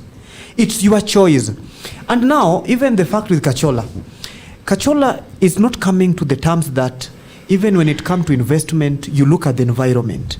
An environment where after every political decision will be made after 5 years, you'll see young people burning down industries, we destroy everything. Even me myself, if I'm an investor, it will be so easier for me to invest in Kirinyaga than to invest in Kisumu. This is the reason. In Kisumu, if they lose an election, and for them, the election is not fair until they win. Once they are announced as losers, then it's not fair. Your industries will be burned down. And they're so immune, in fact, they're so resistant to good leadership. And the question I've been asking, the other time they complained about Ndindi Nyoro. Before Ndindi Nyoro, before 2020, 2021 reshuffling of chairmanships lost in the National Assembly, Kimani Chungwa was leading Budget and Appropriation Committee. When he was exiled from that committee, before he was exiled, very many leaders from Nyanza were saying, oh, this time now, we are going to deal with them. Kimani Chungwa was using that cash to develop roads in Kikuyu sub-county. This time, just recently, they were talking about Ndindi Nyoro in Kiharu. Today, the MP of Alego Usonga is the one leading that. Makiu, the supporters of broad-based government has been complaining about a roundabout in Siaya and blaming James Orengo. If Ndindi Nyoro used the same amount of money to develop Kiharu roads, why can't MP for Alego Usonga, who is sitting there, use the same to develop the roundabout they're talking about? So this just political gimmicks which is dead on arrival. It is dead on arrival, and the same way we said, it is not the decision of a slave master to make you free as a slave. It is your power and your decision to come out of that bond. Can you say that again? That's powerful, right? Yeah. It's not that your slave master want to make a decision for you to free yourself. That is why I said when you were outside, the chains left their hands, but not their minds. Yes. If the governments have been subjecting you into slavery, it is you to make a decision, because the first question will be, just like Ndolo quoted a scripture from the Bible, that people were given talents, others multiplied theirs. Then this person was complaining, I was only given a few talents as compared to others. So in Nyanza, before you complain about the mischievous administrations, ask yourself, what the budget we have with what is the part that the government that the governments over time have done in Nyanza, and what is the part that the Nyanza leaders have to take responsibility for? Because I think that there has been a form of marginalization, but that marginalization can't be. Yes, it's political marginalization, not economic marginalization. When we have, yes, politics controls economy, yes, but to an extent. Politics controls economy, yes, but to an extent. A very good example. Today we talk about the Somali guys developing Isili. If you go there, will you tell me the Luos have been more marginalized than the Somalis? Who can say that? But the same people developing Isili are people coming from northeastern majority of them. The national governments have tried to politically marginalize Nyanza, yes. But before we go to that, we must ask ourselves, with the little budget we have, what have we done? When I see the rice coming from Ahero irrigation being processed in Mwe irrigation scheme, it's all about leadership failure. Odhiambo was telling me the other day that there is no factory for potatoes. Potatoes, Odhiambo is telling me, is one of the biggest raw materials for making pharmaceutical drugs. Exactly. Because of the chemicals. And there is Kabondo Gazepul does not have any. Odhiambo wants to build that when he becomes an MP, but I'm not sure how they are reacting to it, Mr. Kachola. So before Kachola comes in, just two very small things I wanted to highlight following the contribution by Nyanduga, the Gen Z. Two very small things. Number one, you can see his reasoning is very liberal, is very open. And this is how a lot of the young people are freeing themselves out of this bondage of mental slavery and servitude and sycophancy. That they're asking questions, they're willing to walk away, they're dissatisfied with how ODM have run things, and they're not willing to be put in this tribal, ethnic-based bus that has not given them the requisite fruits of jobs, of development, etc. Because as I like to say, Joachim, in the more years, we lost all these jobs, the reason we're a jobless economy, because of losing sugar factories, all the value chain, coffee, tea, sisal, pyrethrum. I talk about this often. That's number one. Number two, the result of what has happened, as he has explained it, can be attributed to what in psychology you call self-hate. Because the leaders have the position, they have the opportunity, but they are very lazy when it comes to thinking innovatively of solutions. Therefore, the people are still poor. The leaders are very rich. They're very wealthy. They would rather take a helicopter, go to a birthday party, and really not do much, and there's nothing much to show for it. So these two aspects, I believe, are very important, Jagero, to take note of. And like I said before, when we were talking, there's hope, because the young people especially refuse to continue living this way. And that in itself speaks volumes. Over to John. Mr. Kachola. Mr. Kachola. Thank you. Jagero, there are things that we must put into perspective. And in no way I intend to demean anyone's contribution. They are all important. However, I find a lot of gaps in reality, a lot of gaps as far as facts are concerned in how leadership is conducted. Because leadership is not all about being on a seat and doing what is prescribed. There is a lot more that goes beyond just you being on a seat. Jagger, it is again a fact that, as I had mentioned earlier, that true, we cannot run away from the fact that there has been pockets of bad leadership in our region, Nyanza to be specific. But that does not take away the fact that, again, there has been marginalization. Not marginalization. Mr. Kachola, pockets. Yes. Or the whole lot. When I say pockets, because if you're saying pockets, not everyone is a bad leader. Not everyone is a bad leader. So I don't want to bring everyone and say all of them are bad leaders. Who is Kachola, can I ask you a question? Because I think honesty is very important. Who is one of, today in Nyanza, who are some of the leaders you look at and you say, excellent? Barack Obama. No? Come on. True. True. Let's be real. Okay. Just a minute, Mr. Benji. Who are some of the leaders you look at in Nyanza and you say excellent? Because when you say pockets, I mean that if you have got 10, then we have got 2 bad ones. Then you say pockets. But when you have 8 over 10 bad ones, are we talking about pockets? I think Raymond has serious potential, but he's also under siege from every corner. If you just look at him as a person, as a leader. Now, but I'm talking about elective leaders. Elected. When we talk about elected leaders, Jagero, I'm not just talking about the current leadership. Okay. Those who are in leadership now. So you can't pick one leader. And that is why I am saying, over time, we've had pockets of bad leaders. Therefore, it doesn't. But pocket means a minority. Correct. Right? At least implies a minority. We wanted him to mention one person that is doing well. Right now, as an MP or as a government? Based on what parameters? No, pockets of bad leadership is based on what parameters? It's you have said. I want you to tell us. There are Nyanza's bad leaders.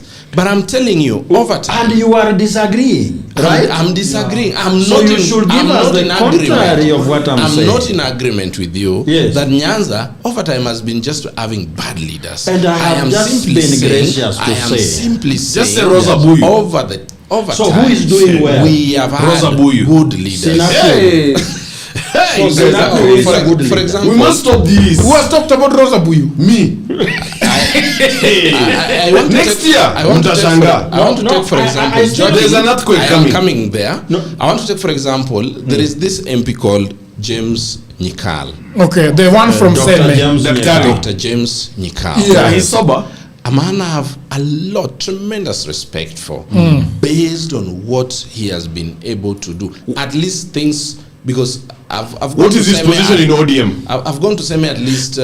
Just a moment, Mr. What is his position in ODM? In the party? No, let me just say, what is his position in ODM? That is not mine to detail. None. However, Dr. James Nyikal has been a tremendous leader. One you actually admire even from his presentation in Parliament, his leadership in Parliament, and also the development he champions for his constituency. From Seme.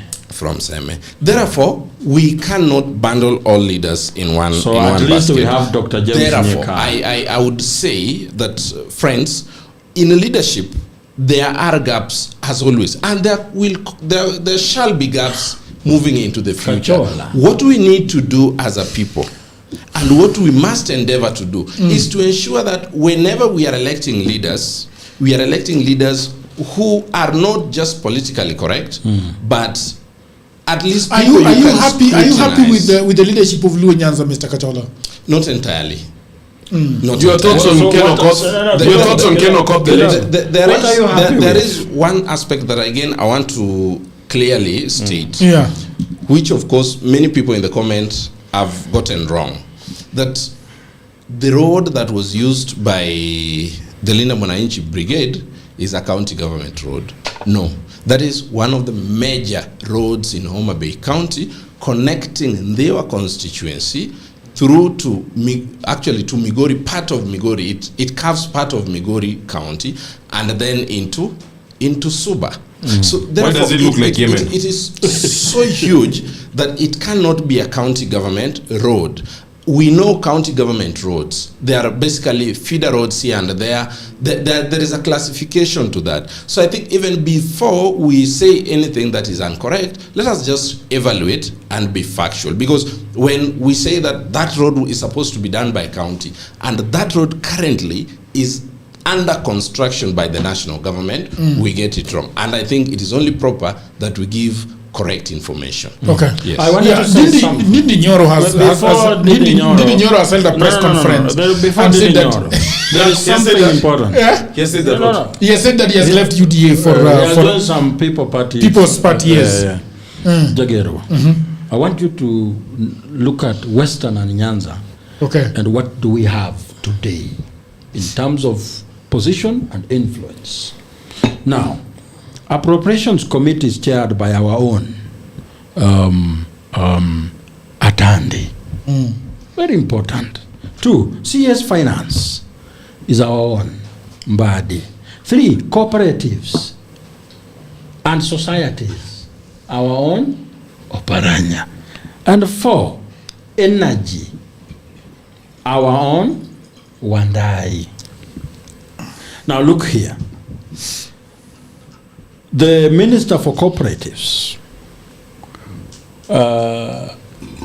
bearing in mind that he understands the problem of the people he comes from. You can pass the water to Mr. Kachola. He has enough water. Well, Kachola has nothing. Yeah, Kachola has no water. That's why the brain needs hydration to keep up with the Kajola, you are drinking a lot of water today.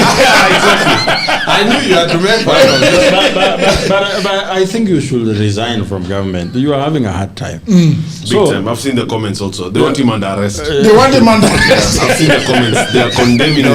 Forget about Benji. I've seen the comments, not me. The comments. Forget about it. They're saying that he should be arrested. They are saying he's a terrible fellow.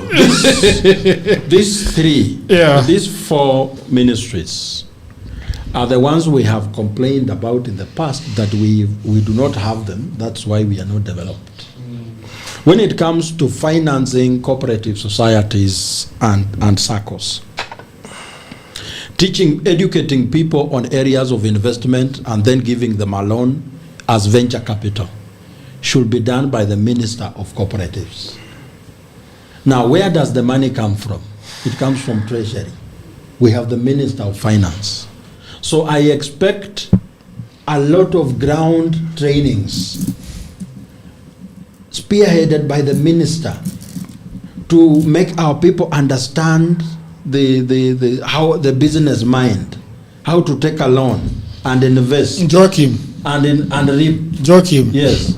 When we have Mbadi receiving the news that he has been appointed as the CS, what do you think comes to his mind first? That, oh my goodness, nimefika. Ama he's thinking about his people. What do you think he's thinking about? I'm told he called a few people around. Okay. Is it true? So he wanted to know if he's actually been appointed. So, and you look at his speeches and what he says, that I have been a chairman of ODM for 10 years.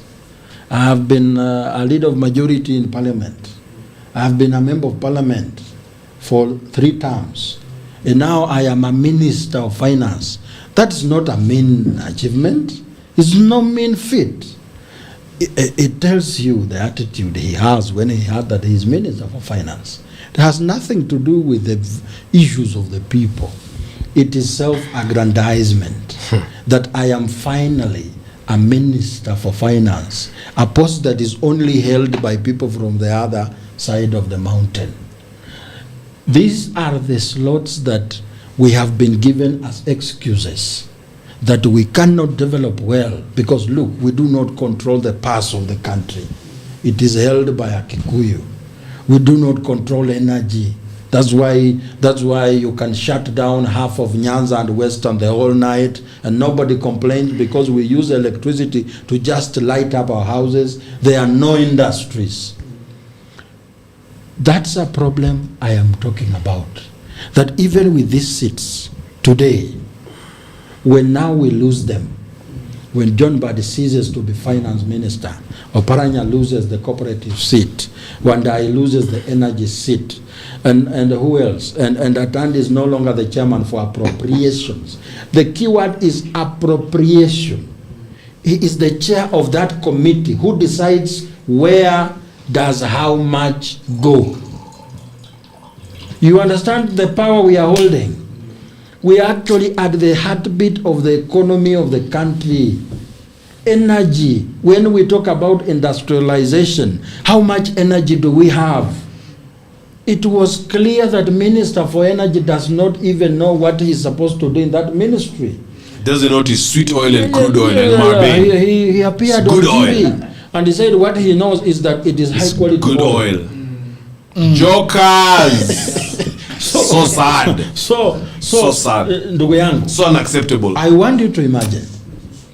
And one of the communities in this country that has also been on the periphery of leadership is the Kisii community. When I was going to Oyugis, I used the Kisii Rongo Road. It's a fabulous road. The Kisiis are controlling more capital than Luyas and Luos combined. That was built by who? Yes. Yeah. They are controlling more capital than Luos and Luyas combined. Why? And they're small. They disentangled themselves from victim mentality. They figured out how to unshackle themselves. They're very enterprising. They are enterprising. Very. You give one true. Kisii an opportunity today, they will come all of them here. By the way, Simeon Nyachae was one of the top guys in this country. Yes. I can give you the Simeon details. Nyachae is the one who opened Single-handedly. their eyes. Yeah, Kabansora is the biggest in the country. From Family Bank. It's a story I would like to give, but it has some dark edges. But at the end of the day, they are serious people. He made them. I want us to turn. He made them I want us to turn into the manner of violence that Yes. was meted to the Linda Mwananchi. But because it's after 9 o'clock. We need to finish and go. No. We have just started. We are going into there is something that Matiang'i talked about that was very, very important. Yes. That we discussed before because we are going to open it to the people of the internet who are also going to. So I am being told by the people, and Kachola also knows this, that Orengo, the principals of Linda Mwananchi, Babu, Owino, Orengo, and Sifuna had a very big difficulty, getting to Homabay town. So I understand that Mr. Orengo actually, because the initial plan was that they were coming from Kisumu, Ahero, Katito, Kindubei, and then they go to Homabay. But that they abandoned that because there was too much chaos on that road. So I hear Orengo found himself on the other side. And then Sifuna, we don't know how Sifuna, we are being told that Sifuna actually, the first place that Sifuna is actually seen is around Kindubei. Nobody knows how he reached Kindubei. Whether he flew in there, nobody knows. But we are sure that Mr. I told you he's a tough guy. He's a tough guy. That's a fact. Mr. What is his name? Mr. Babu took actually the boat from the other side of Kisumu and went straight to Ndewa. I think that was how bad it was. Orengo was probably you give it to Safuna, but I think Orengo was the craziest of them, because Orengo actually was running through landmines all the way to wherever he was going. Which is a veteran at stuff like that. That's if you look at videos and you see him in 1990. Yeah. On a pickup on Jogoo Road against Moi. This is his fodder. Yeah, so it was pretty crazy, and that road. And that's unfortunate. That is the only way through. That dusty road is the only way through which they could go to Sindo and that's unfortunate in a democracy. There is, yes, I mean very unfortunate. There is something, because Matiang'i was talking as somebody who has been an interior minister. Correct. And when you talked about the premeditation of the whole attack and the violence in Homabay, he's actually he's putting the blame right at the doorstep of the government. Yeah. And he was speaking as somebody who has been as a CS Interior for 5 years. And he was saying that the level of planning could not have been done without the support of the government, or without this government saying, okay, we will step back. So in corporate, it's called peer review. When Matiang'i is speaking, he's benchmarking himself or the CS, Murkomen, against himself. Yeah. And that is okay around the whole world. Which is very important, because CS Murkomen has not given any... Remember, Gachagua has described CS Murkomen as childish. Yeah. I'm just quoting, you can fact check me. Yeah. Immature, incompetent. That's so let's listen to Matiang'i claiming that blames county commissioners on the violence. Can we listen to that? We will have to sit down, consult all actors, and choose which path we are going to follow. Because we are beyond that idea of saying we condemn what happened yesterday. We are beyond condemnation. That's what we do every time. And I want to tell fellow Kenyans, people know that I usually speak bluntly this way. Let's stop this pretense. We are not dealing with a normal situation now in the country. We are not. Where? When you see those kinds of things happening, and who will tell me? Who? The county commissioner or the regional commissioner to tell me that kind of stuff would happen in your area of jurisdiction, and you don't have backing from your bosses to witness that kind of nonsense going on there, where citizens are being hurt and being maimed because of politics in broad daylight? The government has chosen that. That's why it's happening. And the deployment of resources, you can see clearly this was very well choreographed, it was very well planned, You don't have to be, you can tell the amount of resources being involved, the level of mobilization. The leaders in that area who are organizing that had been swearing all week. And no one is arrested these days. No one is charged in a court of law with that kind of violence. The level of impunity has gone to new levels. And so the question you ask is, do you actually believe that you can continue doing that in this country for the next 11 months and hope that there will be a country after that? The greatest question to Kenyans today and always is, which way Kenya? Are we going to allow our country to burn? Because it's clear, we have begun that path. Mr. Matiang'i is saying that if we do not do something about this thing, it's actually going to be worse. Mr. Benji, what do you think? Well, he obviously raises a point, and I like. So one of two things that I've noted. Number one, I like how he says which county commissioner will tell me that when I ask as a minister what is happening in your zone and you have no idea. So I like that. Of course, he's a hands-on bulldog, as we talked about earlier, that he is the kind of minister that the president put in charge. He was kind of the example now of the PCS, the Prime Cabinet Secretary, that coordinates and controls everything in government, and you really don't want to be on his wrong path. But then again, when all these things happened in 2017, when there was a lot of, I think under Baby Pendo, and even prior to that, Matiang'i really brutalized the NASA people. And that's a statement of fact. Because as I said earlier, we must have a standard along which we can judge all on an equal scale. There was a lot of violation of court orders, trashing of court orders under Matiang'i and Kibicho. And indeed, he really brutalized the opposition, including General Kaiseri before him. And I can let Joachim speak a little more to that in detail, because... I was wondering, I don't know if my memory serves me well. Who was minister when Baba was coming from Boston? From the airport. Do I lend you some more time? No. Yeah. Who was minister? Take over. Fred Okengo Matiang'i. He was Dr. Fred Okengo Matiang'i. CS Interior. So at what time did he realize he can there was a lot of brutality on that day, and know what really happened? Jagero, I think, and that's why I keep saying we must change our politics. Jagero, when you hear Benji Ndolo speak so niceties about Dr. Fred Matiang'i, you would think Fred Matiang'i is an angel that has just dropped. But the one who was just introduced that he brutalized. I've introduced so the topic. Brutalizing is a nice... And I'm not in Jubilee. That says a lot. I'm not in Jubilee. So everybody knows that. Anyway, continue, because you had a thought process. I don't want to derail you. I'm just saying. But I think that what Okengo Matiang'i is saying is stating the facts. Yeah, what I think that we were going to discuss is that he says, and clearly so, that the level of planning, and that's what I was by the goons could not have happened if we had a government that was had a responsibility. I'm in total agreement. Yes. I wanted to. So I think can we stay? I wanted to start by. Can I pick it from there? Kidogo. I wanted to start establishing his credentials. That he knows a thing about how such things happen. Yeah. He knows a thing.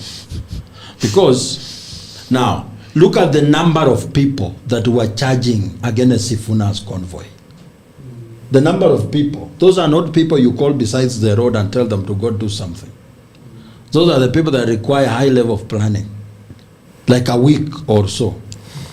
That means the statement by Sifuna that the National Intelligence Service must have gotten wind about something like that is going to happen.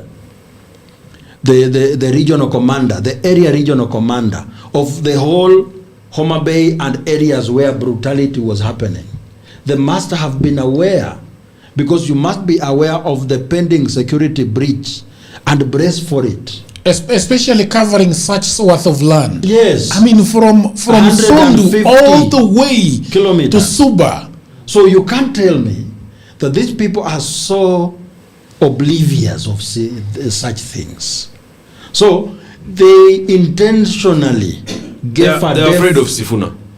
They intentionally gave a deaf ear and a blind eye. That's how those things happened. It's called tacit approval. TSCIT. Yes. Tacit approval. Yeah, tacit approval. So they intentionally let it happen. They let it happen. So somebody was telling me when I was coming here that no, don't even blame Ruto. Ruto is not in this thing. This thing is just Wanga and all that. No, by friend. What is the primary reason for existence of any government? Provide security and protect its own people. Yeah, and he's a commander in chief. Protection of the people and their property. What I saw in Homabay is that even the innocent people from Homabay itself are victims. Of course. Because somebody gets into your hotel. Collateral damage. Collects chapatis. Yes. You bought them. Sodas. They go drink soda. Breaks all the glass. Display. They maim others. Breaks the fridges. I saw someone with a red, the whole neck was almost gone. A police officer. Yes, a police officer was really hit by a stone on his forehead. By a missile. Shot in the leg. People in civilian uniform with military grade tear gas canisters. That police officer, somebody's dad? Yes. So I am wondering if this is how we are going. And look. So they must you must condemn it. That's what you're saying. The reason why you must condemn it. Yeah. The reason why even privately in meetings. Yes. You must condemn it. The reason why I am speaking about this is because we are less than a year to election. And William Ruto might want to use such pockets of violence to elongate his tenure. No, can I just come in? I know I have touched your boss, so just hold your heels. That this violence could possibly give a ground for interference of elections. And therefore there is need for us to know what are we getting ourselves into. That we go to an election having managed our politics, tolerance, and these people like the Homabay gurus led by the Ayatollah of Homabay called Wanga must be brought to book. That this is not Afghanistan. This is not a movie scene called Into the Badland. This is real life. And therefore we cannot continue having it. We want to go to an election and defeat Ruto so that Kenyans can enjoy the fruits of good governance. We cannot continue with surrogates of his leadership like that. So when people have been telling us what two-term is about, two-term is about such violence that you mismanage your office, and when people ask you and they come with contrary ideas, you met violence against them. No. That's why him and everybody who looks like him Joachim, can you finish? Must so go. Yes, they must go. Okay, go ahead, Mr. Kachola. It is yours now. Jageru, we must also accept, as much as we condemn what we witnessed in Homabay, we must also call on all political players to at least adhere to the rule of law and set regulations. When you are having a political engagement with the people, you inform the police that we shall do what? We shall have this political engagement in such a place. And therefore it gives police that opportunity to know where this function is and organize themselves on how best to protect you. But whereas now you realize that we have leaders at different spots at different times, and there should be organized security to take care of them, it becomes difficult. Why? Because if you say our gathering, our political activity will take place at point A from this time to this time. So they organize themselves around that particular that particular timing you've given and the venue. But now when you make different appearances from different places, it becomes a little bit challenging. The police were not because we know very well that we do not have sufficient police officers in the country. And let us also make it easier, at least for the security apparatus in this country, to operate in a manner that it's respectful to them. Because when, as a leader, you say that if you cannot protect us, we shall protect ourselves. And true to your words, you come with people who are armed with don't insult machetes. the intelligence of Kenyans. Then it clearly gives a different picture of what leadership you offer. Let us all agree that wrong must not be encountered with wrong, but wrong must be encountered with the law which they champion for. They did not inform the police, Babu and the rest. From the posters we saw, they had specific areas where they would do their rallies, at least 3 spots. But you have just confirmed that 3 of them, 3 leaders from the faction, appeared in 3 different places at the same time. So how then that do you presupposes the problem with that argument, and how by the way, how do you then expect the police the problem with that argument to be everywhere all the time? The problem with that argument, and shout out to Gina Dero watching live right now from Atlanta, Georgia, and enjoying the show very much. The problem with that argument, it presupposes that once we notify and security is provided, it is expected that there can be anarchy in the places where we have not notified. So that's why I keep telling these guys, their reasoning is a bit upside down. And they refuse to hold this country to a higher standard. That's what I kept telling him even now, I think when we're a bit off air. He needs to differ strongly with his bosses on the table, including Gladys. Who are his bosses? The people he works for, the government, the president, the governor. It doesn't diminish him as a person to do that. It doesn't mean he's rude. In fact, let me tell them a different way, which we did. We did some AI analysis on myself earlier, and AI says that I would make a good legislator, especially as a senator in the short term, and long term as a governor. So let me say it on the record, Jagero. If I'm a governor, and I would really want you to hear me well, Kachola, because you guys are you're thinking, I'm trying to clean up your thinking. If I'm a governor, you need to tell me, you need to book a meeting. I wish even I was Ruto. And tell me that what I'm doing is completely wrong. You don't need to slap me or abuse me. You need to tell me strongly that I must stop doing what I'm doing. So that when June 25th happens, and I'm in Naivasha in my military helicopter wondering what's happening, and parliament has been burnt, I can remember, did Kachola come to State House and tell me that my MPs are abusing Kenyans and we should not pass the finance bill, which Wetangula was passing contemptuously, reading articles quickly, and people are farming and passing it by force. So this does not apply only to Gladys Wanga or to William Ruto. It applies also to myself. You look for me and you tell the bodyguard, I knew Benji was on a show with him and I need to see him. That is what leadership is. Leadership is all this sycophancy stuff. You guys are running around. You've been lying to Kachola is a sycophant? He is a bit. Because even you can tell he's very hesitant. You see, true friendship, Jagero, and I know what I'm saying. Guys will say, this maybe works in London. True friendship is being able, and by the way, the definition of education is being able to listen to what almost anybody cannot even listen to. That is sophistication. You're not supposed to come and tell me, Ben, you're so well spoken, you're so great, you're doing a good job, everything, affordable housing is working, Hustler Fund, Eco Sawa, Your Excellency. This is the mistake all these guys are making. It is very wrong to lie to a leader. And you saw Kimani Ichung'wah on air the other day and he said, come to think of it, I saw him the other day on NTV. He said, we made a big mistake. Go and check the footage. That's what that thing is for, that thing you're holding. That's what it's for. Counter check, fact check. He was asked, what mistake did you make? We didn't communicate well. We didn't explain to the Kenyan public well. We spoke, we assumed so many things. Therefore, we're talking down to the people.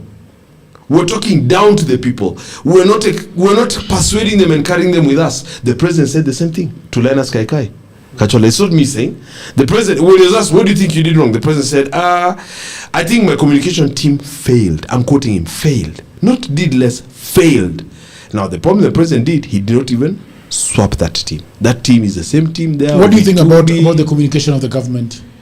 And it's how patchy, it's confused. You have a state house spokesman, which is Hussein Mohammed. You have now a new thing. Isaac Moro, of course, is incompetent. So they've removed him. They put Charles Owino from the police. Charles Owino is trying to find his footing. Okay. There is also Itumbi running bloggers on the other side. There is another community. You see, there's so many disjointed teams. Can you tell me about this? Why it is important to keep Itumbi and his brigade on the sidelines?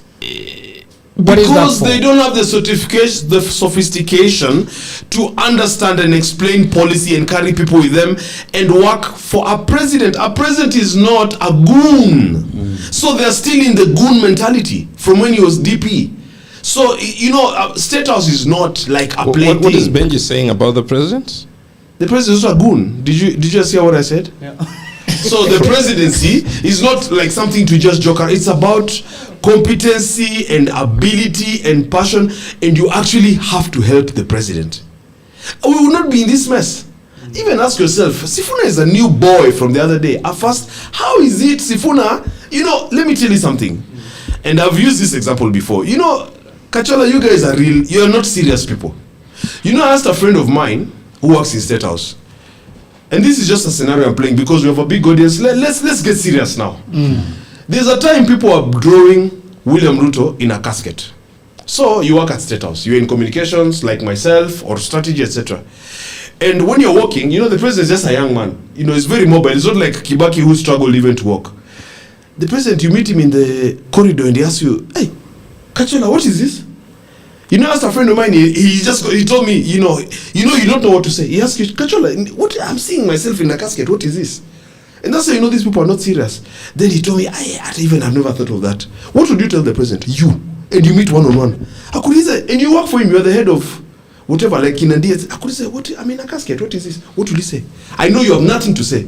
Because you people are not serious about understanding what was promised to the people, about your jobs, about protecting the president and helping the president. What you're serious about is eating. Let me finish. Is eating money, telling a lie here and there. You're so glad Iswanga saying yesterday she gave a speech. Homabay is a beautiful county. Everything is okay. No, you are not serious. And this has cost the president big time. Why? He's fighting for his life now for the second time. Benji is addressing me as if I work for the government. Don't you? What do you work for? Don't you? It's a disservice. So why are you not confident enough? And the only person like Raymond who is working, they want to kick him out. And they've tried many times. Just look at Israel like Ezekiel Yuki, He's trying. They want to kick him out. They want to kick him out. Who wants to kick him out? All of them. He's under attack from every corner. Somebody like Ahmed Nasir, who's a billionaire, is still going after a child. Every morning. Attacking him on tribe, attacking him on goons, attacking him on everything.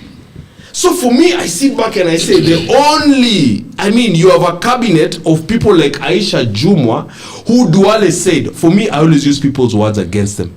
Duale said, I sit with Aisha Jumwa, next in cabinet, to help her go through the cabinet. She cannot read the cabinet, Remo. Now, she cannot understand what's happening. She doesn't know how GPay feeds into IFMIS, how YTD 2026 means this, vis-a-vis debt money. She cannot. I know she cannot. I know her. She knows me. But that's a fact. That's a big problem.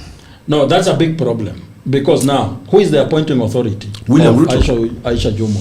For you to get somebody into cabinet who cannot read. Yes, I know she cannot. So whose problem? That's Mijikenda. It means that the appointing authority is skewed. Leadership is the ability to hire. Now, Kachola thinks when I speak that way, I'm abusing people. I'm abusing the press. This is why you guys never understood Miguna. And Raila lost a very disciplined, resolute, serious advisor because he could not understand what the advisors asked him to do. This is the problem of Africa, and I'm only speaking this way because we want to augment Africa from where we are now to be like Singapore, like other countries, etc. So, Kachola, you must have the courage and convince Meshach, your friend, that even internally, you must say, Governor, surely, Kidero has been flying a chopper. We're repackaging sugar. It's hurting our people. It's not boring to speak that way. It is not stupid to speak that way. It's not dishonest to speak that way. At the end of the day, because I know you're raised in church, I even heard the songs you're singing here, more than myself. At the end of the day, after you've made all the money, etc., it is the difference that you make. And it doesn't make you foolish to try to do good. It is very wrong where the president is now, by the way. And it doesn't pain you as much as it pains me, because you see me, I supported him and I campaigned for him. Because I gave him benefit of the doubt. And people are saying, oh no, he's a criminal. He's an ICC guy. He's a bandit. And they're drawing all those things they draw.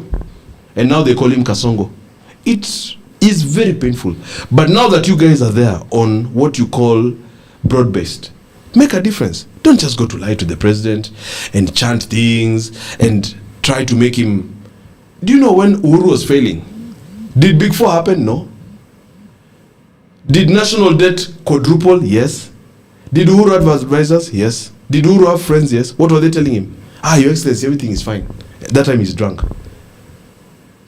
What is wrong with telling somebody, my brother? Yeah, no, my brother.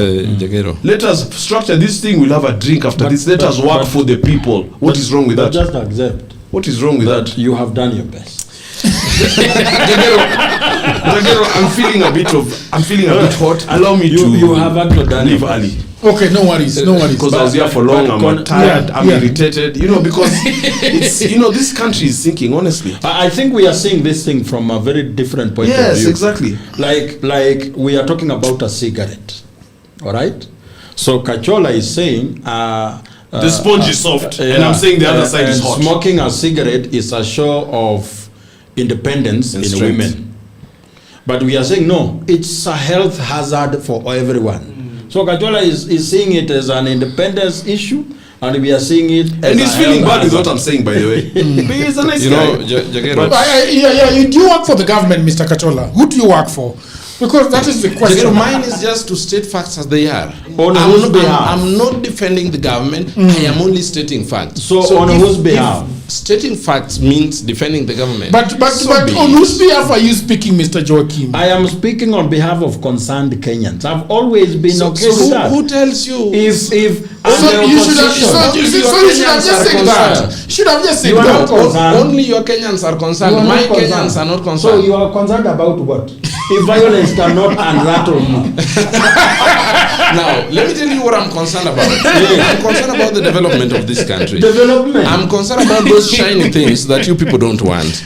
I am concerned about the milestone Kenya is making as far as the road network is concerned. The milestone Kenya is making as far as the better plan is working. What road network? That is what I am concerned about. No. And because you have a lot of misinformation that you feed the public, mine is to lay bare facts as they are, and therefore just to challenge your lies by actually telling Kenyans the truth. So Kenyans don't know that we have a road network going on. It is your lie versus my truth, and Kenyans are out there to judge. So Kenyans don't know what is happening. They know. It takes your facts but for them to know. Because not all Kenyans are in Mombasa, not all Kenyans are in Marsabit, not all Kenyans are in Wajir, are in Tarbaj, not all Kenyans are in Karungu, not all Kenyans are in Busia. Yes. So those who are not in those places. So you are talking about Kenyans in Kotulo. We tell them what is happening, because you for a long time you've always been peddling lies about the government, not this, the government, not that. So are you saying that Kenyans who have watched this podium for a long time have no understanding of what's happening to an extent that they believe my lies? Definitely, it's not that they believe your lies. It's just that a lie told so many times turns out to be. People may tend to think it is a reality. In this case, however, your lie must now be untold. At what point did you arrive at lies? My friend is saying that I'm a liar, and he says the truth. So he Oh. that him. Has he actually called you a liar? Yes. But he is. So That's what he has been so he's saying peddling. Okay. he's concerned about the milestones Kenya is making. Yeah. If Kenya is making any milestone, Kenya is making milestones in breakaway robbery. Kenya is making milestones in wanton corruption. Yeah. Kenya is making milestones Yeah, in people of the employment. internet, we are going to be receiving calls What right about now. Employment So you of can start teachers calling over us now. 120,000 in a Please. record time of 4 years. That is Kenya under. is experiencing employment in the security Can you sector put that over security? 10,000 per year. What Kenya is security? experiencing development in road network. In Painting roads in Migori. in railway system, in No, let me stadium, ask you. Painting in roads water Migori. projects, in housing. Which water project? Homabay has an acute water shortage with an ayatollah for government. So what is she doing? A supreme leader of Goonism. What do you mean? Yes. Some There is no some sense level of decorum is necessary. No, there is no Joachim. decorum. Some sense of decorum There is no necessary. decorum in attacking Abizuena. There is no decorum in abducting It's you- Mwangale. It's you There who is told no us here. decorum It's in you- lynching it's you Natembeya who told us vehicle. here that Yes. it's you who told us here the people of Homabay rescued Abizuena Yes. from Does those who that- are lynching her. It's you who told us here that Mwangale was rescued by the same Does people. that take So away the does fact that take that away we the have fact an that ayatollah of Goonism? no? Where did you see or hear of Wanga planning for Goons? So you can you provide are an not, alibi of Wanga. you are not even saying that your team that came to Homabay came with Goons. No. Let me ask you. Can you provide an alibi of Wanga to prove that she did not plan? Where was she? At least you've said she planned. You only need to prove. No. I have to prove you nothing. are refuting, which means you have contrary At facts. least she stated. Yes. She Wanga was stated innocent. clearly. Yes. She stated The clearly honest in an There is official a gentleman statement. on the line. Can we A allow? gentleman can wait. And Jagero, I will also responded to some of the things you asked them. By the Okay, way. can we listen to this gentleman and then we listen? Hello? Bure kabisa. What have you done to the... Hello, Yes, hello, good evening. What's your name and where are you calling us from, brother? I'm Andrew. I'm calling you from Kajiado. Yes, Andrew, how are you doing? I'm well, Jagero. Okay, go ahead. Okay, Kachola is trying to be defensive Okay, on matters that are very clear. okay. In fact, even as a supporter of the president, he should be the first to condemn the things that happened yesterday. Okay. Which I have done. He should be the first to call out Governor Wanga. Yes. Because Governor Wanga on these issues, she has always drawn the red line. Okay. That Homabay is an ODM Linda Tumbo zone. Linda Tumbo zone. She has always said it. Which movement is that, Jagero? Again, if you look at Homabay, okay, it's only 4 out of the almost 50 leaders elected in Homabay County. Okay. It's only Wanga, Kaloma, the illiterate Ogindo Tipo, and another MCA, the choir boy for Wanga called Owaka. Okay. The Homabay senator was nowhere. Okay. Homabay women rep was nowhere. Other MPs, including the last born boy Duere, was nowhere in this thing. Okay. Kaluma sentiment was floating on the social media everywhere. People watched. We were able to. Amos Alu Yes. from Kisumu. The sentiments of Ogindo Tipo, everybody was listening to them. Okay. So Wanga cannot hide away from this. Just like Odhiambo called yesterday and informed you. Perception is very important in politics, and it's a clear indicator that she is in it. Okay. Because before this Linda Mwananchi rallies, she did rallies everywhere. In fact, the places that Linda Mwananchi was supposed to hold their rally, she visited and even said that anybody without money can call her. She'll be able to give money. So, which money is she giving? For what? All right. Thank you very much, sir. Alright. Yeah, you were supposed to say something, my brother. Go ahead. Yes. Let me respond to the statement you read us that Dr. Matiang'i issued. And I'll say that You see, the difference between Dr. Matiang'i and the organizers of the Goons is that Dr. Matiang'i is in opposition, while the organizers of the Goons are in government. I listened to a right statement coming from a wrong person in this perspective. The same Dr. Matiang'i, by the time he was the CS of Interior and Security, we saw very many people being killed and dumped in Rivayala. But there is not a single day when you organized a serious inquiry team to ensure that Kenyans get answers from such kind of massacre. The distance between JKIA and Nairobi CBD consumed a lot of people. I remember that day when Raila was traveling back to the country from the US. So I think Matiang'i is just delusional in a manner that he's speaking out of anger because he's just outside the government. But in the real sense, he's even worse than the organizers of that happened. But now on the issue of Goonism and Wanga and everything, the fact that Wanga is also the governor of Homabay, it also tells us a lot about the people of Homabay. And it's good that we have one of them here, with Kachola, coming from that county, because a leader is like a windmill. It follows the direction of the wind. By the time the people of Homabay decided that their governor is Gladys Wanga, it also tells us that they have that alignment of character. So that is all I can say about that, because I was... What character? That kind of alignment of character. Hello? Yes, Jagero. Yes, how are you doing? I'm doing great, Sir Jagero. Yeah, what's your name and where are you calling us from, brother?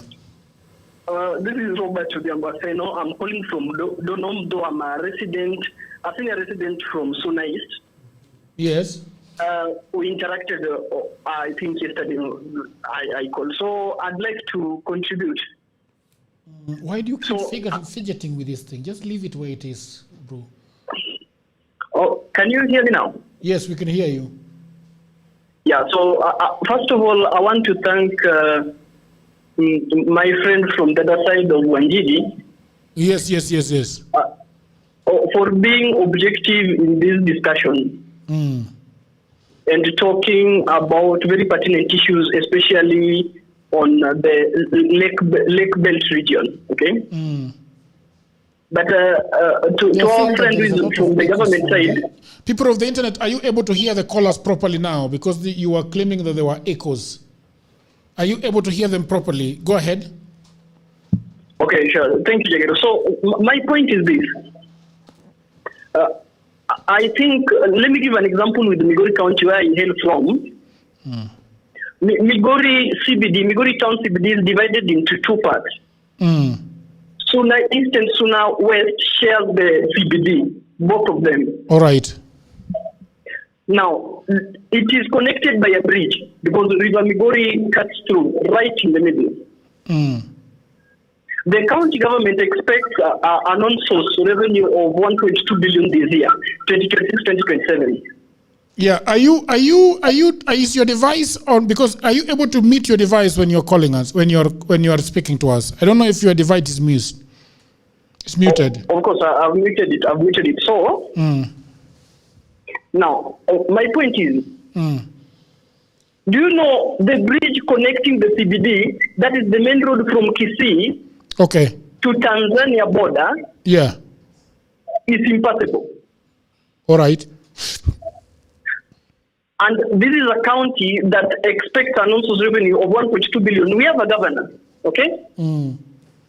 Now, the incompetency of the kind of leaders we have speaks for itself, not just in Homabay, but in our region as a whole. It has always been, yesterday I talked about we are going to fight for Baba up there, okay? Okay. I had someone attacking Orengo. Now, let me tell you something different between Orengo and the rest. At least I see in his social media, I'm not sure if that's true, but at least I see he's renovating some hospitals, okay? Do you know in Migori, there are dispensaries that were opened 4 years ago, up to date, they don't have drugs, they're not operational, not functioning, okay? Yes, go ahead. So I think the thing I love about the discussion we are having now is that we are talking with millennials and one Gen Z, and you know, all of them, those millennials, those people of your group, given an exception of you and the Simiyu, Joaquin. Yes. they are all trying to protect their Lord Barons, okay? So who are with sentiment, okay? So in that, but my generation. No. Who am I protecting? Yes. You are saying I'm protecting my barons. Which ones? Because you're speaking smooth of everything instead of saying things as they should be. You know, you can't tell me. We stated this yesterday. You can't tell me that we put people into account. Okay. For instance, the violence that was witnessed yesterday, and then at the same time you can't point it out clearly unless it is about Matiang'i. Okay. What are you now, saying? The great thing with the people we have right now and what is going to be shaped next year's election is that we are going to be issue-based. So who am I protecting? You've not answered my question. Problem I can't see you. I've just flipped off my screen. I would have given you a direct. Oh, you're the other guy with the tie who wants to be senator. Oh, you are doing really great. Though you are soft on other issues. Which issues? Now, my point, Jagero, is as I conclude, to give a pass for others. Jagero, can I go ahead? He's saying you simply have 0 points today. Oh, yes. Very nice. You see, okay, thank you very much. Can we fix the sound?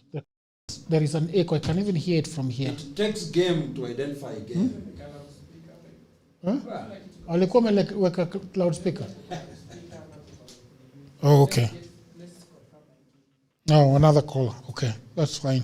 Mbona unapigana na huyo jamaa? No, namuuliza tu. Anasema sijui I'm protecting your barons. Who did I protect here? Hello? Which baron? Was my party leader in Homabay? Hello? Did you see him? Yes, Mr. Jagger. Yeah, that's clearer. How are you doing? Good. How are you today? Kuna mambo mingi namna gani bro? Yeah, mimi nashukuru niko poa. Unapiga kutoka wapi? Napiga kutoka Dubai na nasema nimependa sana kipindi cha leo. Okay. At least umeleta Benji na Joaki. Why are you not talking about Kachola? Kachola kazi yake ni kudivert. Kudivert? Alafu sasa unaona kina Benji wakija wanaunga. Okay. Wanaturudisha kwenye line. All right. Tell me, what do you think about what happened? You only agree with the people who have divergent opinion away from the reality. In fact, I'm about to talk about the divergency. Reality. Really? Yeah, so what I want to say is that unajua kuna ule, there is this thing of during World War II, kulikuwa kuna mtu anasema they came, I don't know for what, they came for what, I kept quiet, and that is what happening now. Okay. Walikuja kwa watu wa protest, tukanyamaza. Saa hii wanakuja hata mikutano ya hadhara hawaitaki, ukikuwa na divergent opinion, unaletewa goons, wananyamaza. Mwisho atakuja kwa podcast. Ukiwa na podcast ambayo inaongea divergence view, mnatakiwa na goons. Na it will be the same kwamba you have a lot of podcasts, so the police cannot handle all these podcasts. Kazi ya police ni to maintain law and order, regardless of whether utafanya mikutano 10, 100, 1000. We have seen Ruto pooping with the helicopter from one town to another one. Na hizo mikutano zake zilikuwa peaceful. Should Ruto use bicycles? No. I'm saying. So if he's saying Ruto is that's using not what he's saying. He's talking about the fact that Ruto has got 1,000 people in Eldoret, and there will be no problem. He goes to Mombasa, there is no problem. He goes everywhere, there is no problem. That's what he's saying. Come on, Kachola. Exactly. Sasa mimi nataka kuuliza, hiyo mikutano akifanya hivyo, anaweza toka Marsabit, akuje Murang'a, aende Siaya, aende Turkana, Does he notify all the police in those areas? Or is it as the citizen tuna sheria yetu? Yes. Sisi ndio tuna sheria yetu kwamba tunafaa to notify police. We are not supposed to notify the police. No, but that is the law. Already Linda Mwananchi. A bit of correction, Ndugu, with due respect. It is the law. It is not. Ngoja utaongea nikimaliza. Please, wewe ngoja nimalize. Let me build my contest, then you'll talk later, please. Okay. Go ahead. What I want to say is, you are not supposed to notify the police. Kwa sababu already umeweka in public. You know, there was this thing of you have to write to the leading newspaper kama unafanya notification. Linda Mwananchi has been putting these people on social media.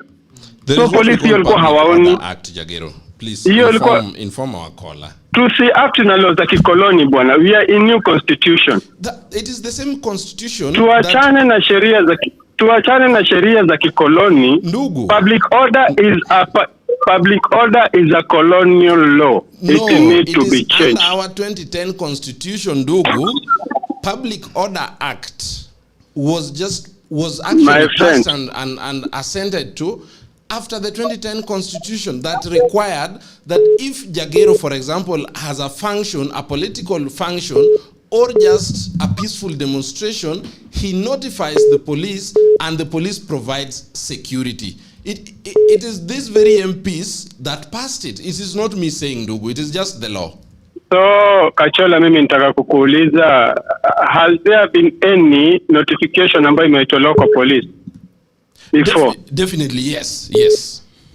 Has the police provided the security as it is required? In which put in mind. The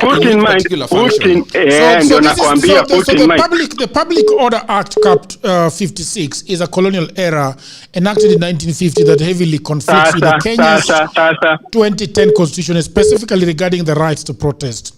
While the 2010 constitution expanded civil liberties, the old Public Order Act remains on the books, creating a continuous legal tug of war between police powers and citizens' rights. The operational details of how the Public Order Act interacts with the 2010 Constitution include the Constitution of Kenya 2010 completely changed the legal landscape for the public gatherings. So there is one under Article 37, every person has the right, peaceably and unarmed, to assemble, demonstrate, picket, and present petitions to public authorities. And therefore, no permission needed. You do not need police permission or a permit to hold a protest or meeting. You don't need the Constitution treats assembly as an inherent right, not a privilege granted by the state. Correct. It is not a privilege. So the question is, Mister, let me ask Kachola. Do you want to tell me that the police did not know that Linda Mwananchi is going to Homabay? They were notified. Okay. And at least even by their notification, so if I am being told, just allow me, Jagero, let me explain if to I you. am being told, we will not, Jagero, let me just explain to you. Okay. They gave notice to police. They were not asking for permission, and they told police where they will be. And the police took notice. So it was police to provide. So that is what I'm asking you. So why was it that on Saturday evening, the Oyugis town was already blocked by goons? Saturday evening. According to who? So where were the police?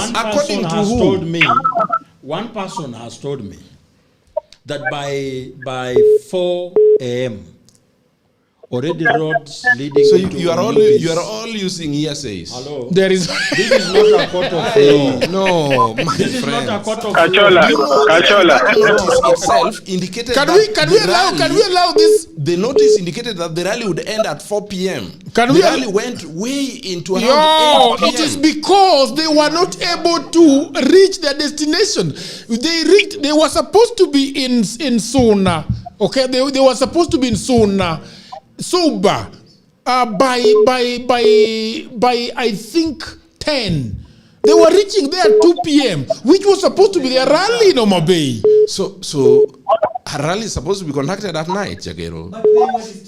Can you finish, sir, so that we can get somebody else? There are so many people calling. Yes, sir.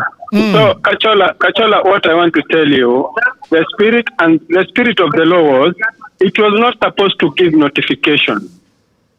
the thing was that it was you put it under the public media, and the police will get the notice there, and they will take action immediately. Tell me how the police are getting notice in Haiti because they keep law and order in Haiti. How are they getting the notice that the Goons will attack somewhere? Public Order Act works within Can we the talk logic? Let me finish. Let me finish, please. Let me finish. In finishing. We have, in finishing, is that the police is supposed to be a deterrent. If they don't take action, Goonism will continue. Thank you. That's all. All right. Hello? Yes, hello Jagero. Hi bwana, umecall sana, habari gani? Yes, niko salama, naitwa Leonard Ochen kutoka Mirema. Mirema is where? Yes, Mirema is in Roysambu. Is in Roysambu, okay, good. Go ahead. Yes, so I want to comment about Kachola. I've heard him talking about the Public Order Act. Correct. Yes, the Public Order Act says that you're supposed to notify the police. True. But after notifying the police, the work of the police is to protect the guys who will be doing the peaceful protest, right? Correct. But what happened in Homabay? The police were watching as the Goons were attacking the Linda Mwananchi team. Is that true or is that false? Kachola, you are now quiet. Now, when you talk about Goons, my brother, and let us also be, I like the way you are reasoning, and I like your thought process. We all understand and actually acknowledge that there were Goons who accompanied the team of Linda Mwananchi. Then there were those who were in defense or who were protecting or protesting from Linda Mwananchi coming to Homabay town, for example. Thank you, Kachola. Yes. Now, umekuja penye nataka. Welcome. Sasa, in the morning, Sindio, before even the Linda Mwananchi team had arrived, Sindio? Yes. Those guys were attacked in their room. Do you want to say the Goons that came with Linda Mwananchi were the ones who attacked the Linda Mwananchi team? No, secondly, as far as that is concerned, no, Kachola, I'm still talking. No, Kachola, I'm still talking. We saw the roads were blocked with stones. Do you want to say that the Linda Mwananchi Goons came and blocked the rooms? Because even me as a person, if you attack me, I must defend myself. There's no way utanipiga na mimi nyamaza tio, the constitution is protecting me. No, the moment you provoke me, I must also react. That is the human nature. So there is no way. You look like a very educated person, but the way you're defending this government, you sound like nimtu illiterate. Defending this government is so difficult, Kachola. Let me just tell you. I am not defending the government. I am only stating facts. You are defending the government and you are defending Gladys Wanga. Let me just ask a question. Do you expect Gladys Wanga to go to Western to campaign? I expect every other leader to be free to go to any part of this country to campaign. And why can't she allow other people to come and campaign in Homabay? I think there is a notion, my brother, which we it's all not have to a agree. notion. It's not a notion. This is something that we know. Kaluma said it. It was very wrong. Yes, that was very wrong. That was unfortunate. I heard what Kaluma said. Yes. Do you expect people in Western to welcome Gladys Wanga? Do you expect people in when even I'm telling you, even here in Nairobi, if Gladys Wanga comes to Nairobi, I'm telling you it will be fireworks. Because people are mad. I don't expect revenge. People are going to revenge. That is how it's going to be. Political activities. No. Kachoka, so is a political activity. No, Kachoka, you're is a political activity. Exactly. What is that? No, exactly. I'm saying I don't expect. Because the moment we go in that direction, we are going to ban this country. Kachola, I don't know, Kachoka or Kachola. You cannot receive people with Goons and yet you expect when you go to other people's places you are received with flowers. Because and we be civil. Yes, and we are not. That is how that is how things are going to and that is how we are going to end up in war. Because we cannot allow this. I even expect Gladys Wanga right now. Gladys Wanga should be in jail. Now, my Gladys Wanga should be in jail. All right. Kaluma should be in jail. Thank you very much, sir. Hello. Hello. Because we cannot allow this. Hello. Hello. Right now. You have to mute the device from which you are hearing us. Hello? Okay, this guy, I can. Hello? Yes, Mr. Jagero. Yes, how are you doing, my brother? I'm fine, thank you, Jagero. What's your name and where are you calling us from, my brother? Hello? Hey, can you mute the device you are listening to us from, bro? Oh, sorry. So let me reduce the... Yes, how are you, Mr. Jagero? I am all right. Yeah, I want to speak something from Mr. Kachero. I think we need to be rational a bit. Mr. Kachola. Yes. Mr. Gordon Kachola. Yes, we need to be rational a bit. My name is Oscar from Kasarani. Okay. Yes, I think we need to be rational in the discussion because I've had a governor being mentioned quite a number of times. Yes. And there is no way they are linking the governor even with one of the evidence to show that he was part and parcel of the entire violence. Thank you. Yes. Yes, we need to be rational about it. We need to put away the emotions. You think that Wanga was not involved or she was involved? Is there any evidence? Should we have an evidence? Then I think it needs to be taken to the court of law, and that is the procedure in our nation. Yes. He's asking a question. He's asking you, how do you know that Wanga was involved? How does he know he was not there? No, but you don't answer a question. How do you know he was? She was. Some things are common sense. What is common sense? Explain the common sense. From that violence. Tell us. No. We are having a political discussion. Yes. So we must be deciphering these discussions. Yes. So we will be civil and rational when people are dying. What are you telling people? We would say Kaluma benefits. Eh? We would say Kaluma benefits. No, who is the leader of Homabay County? It's Wanga. The multitude that was attacking those people. It was by who? What were they saying when they were attacking them? What were they saying? They were saying two-term. What does that mean? Who is the proponent of that slogan? What court of law is this gentleman talking about? Why do you think they were speaking on behalf of someone? Why not themselves? These people are attacked by Wanga. Jagero. Yes, go ahead. Jagero, 2 days before Linda Mwananchi went to the ground, already they were already crying about Wanga. Even before they go to the ground. Yeah. And remember, this is a political gathering. Okay. And therefore there is also political malice on this entire issue. Okay. Let's look at the issue nationally, put away emotion, and look at it and critically. And if there can you tell me who do you think was responsible for the violence? Critically, who attacked them? It is very open. All sides had goons. So Leader Mwananchi the side. Let me ask you, ndugu yangu. Some of the goons also barricaded the roads. Sorry? The Leader Mwananchi goons also participated in barricading roads, eh? Look, not necessarily roads. That one I cannot say it's Linda Mwananchi side. So who barricaded the roads? In the entire process, even the Linda Mwananchi in the other side, they also counter-reacting. So they were supposed to sit down and be killed. What is wrong with that? You see, I'm condemning goonism in both sides, but we need to be. In whose?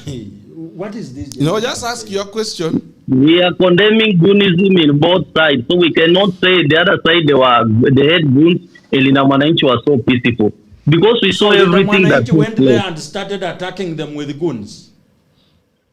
That's not what I'm saying. I'm saying from both sides we saw goons, and therefore we are condemning from both sides. So goons of Linda Mwananchi were doing what?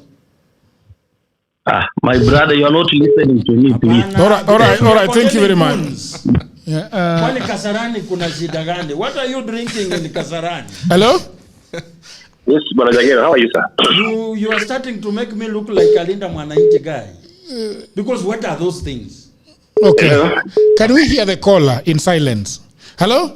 No. How are you, Jagero? Sometimes. Okay, hello. How are you, Jagero? I am alright. Kumechemuka hapa ndani bwana. Hawa watu wanataka kunitupa nje ya studio yangu. Nasikia, me I'm calling you from Homabay. Are you in Homabay? Right inside Homabay. You're right inside Homabay. And today we took stock of what happened yesterday. Okay. 62 of our our local youth from Homabay. Okay. Are in hospital as we speak. 62 of them are in hospital. The Wanga boys are in hospital. They are called which boys? The Wanga Kaluma boys. They were dealt a serious blow by the other team. What? By which team? The Linda Mwananchi team. Linda Mwananchi team beat 62 people. Seriously, and they are only there as we speak. They are in hospital. Assessment done by who? So how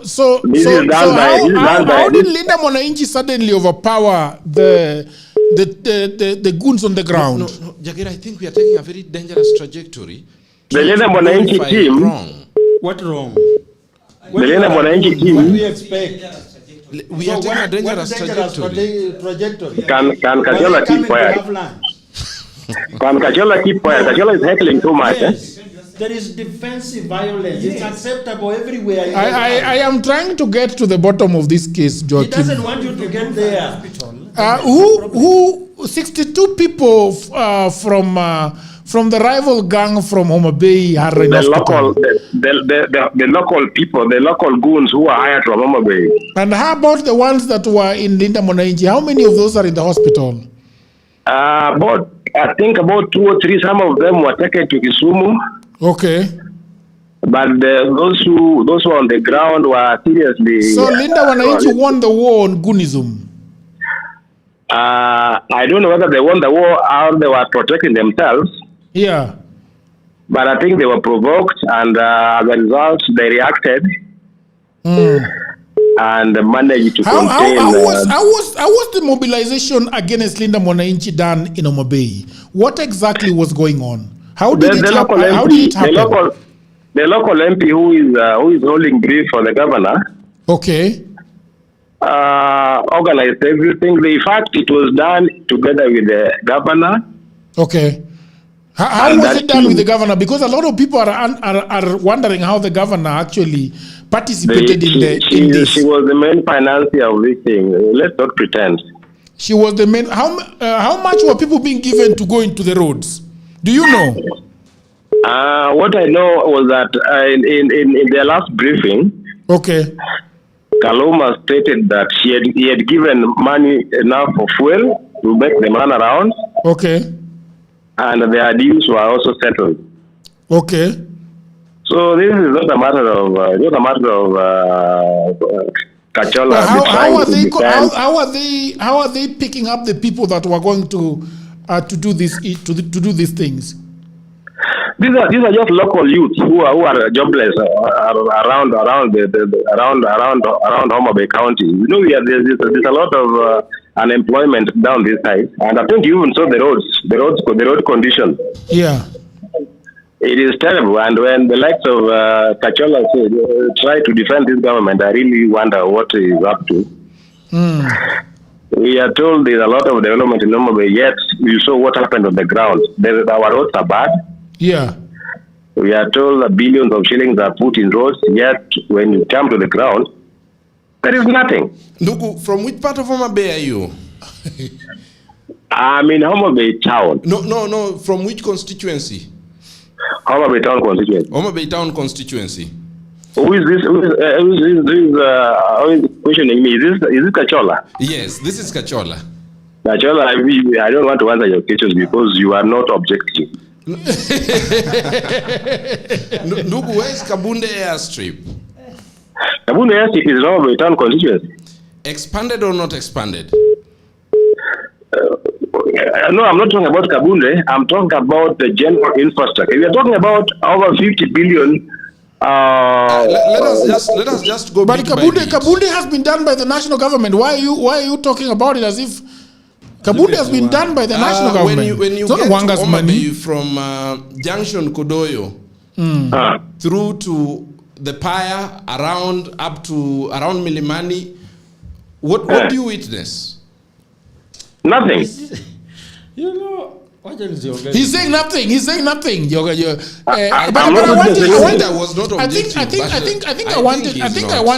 wanted to have this guy answer some of the questions that actually happened, because if he's in Homabay, he knows a few of these things. There is when I was watching the live, my brother. Yes. When the Linda Mwananchi arrived in Homabay town, it was dark. I think around 7:10. In the evening, yes. Yes, and then at some point, the live broadcasting of Media Max, that is K24, went dark. Yes. And so, what the violence in Homabay town? At what point did it happen? Actually, did it happen at around 7:30, or it happened earlier during the day? Because when we woke up, that is when we started seeing the vehicles that had been torched. Were they torched in the night? You see what really happened in Homabay days, huh? Okay. This thing was well organized. The roads were blocked in the wee hours of the morning. Okay. The goons were all over, and in fact, they were working alongside the police. Alongside the police? Yes, because you could see the police also just observing, not even taking any action against these goons. These guys were carrying serious clubs, they were armed with machetes, and no one was bothered, even the police. Yet the police had given assurance that they would actually protect the property and so why do you think they had a presence there if they were not doing anything? Why would they keep their presence there? That was just a decoy. They were just coloring out. They were just there. It was not a decoy. There was nothing much they were doing. It was meant to facilitate the other wing. Yeah, so these guys went to hotels, private hotels, raided those hotels. They have never been arrested. These guys went ahead and beat people up, the businessmen, these business people. In fact, yesterday in Homabay, nothing was, the entire town came to a standstill.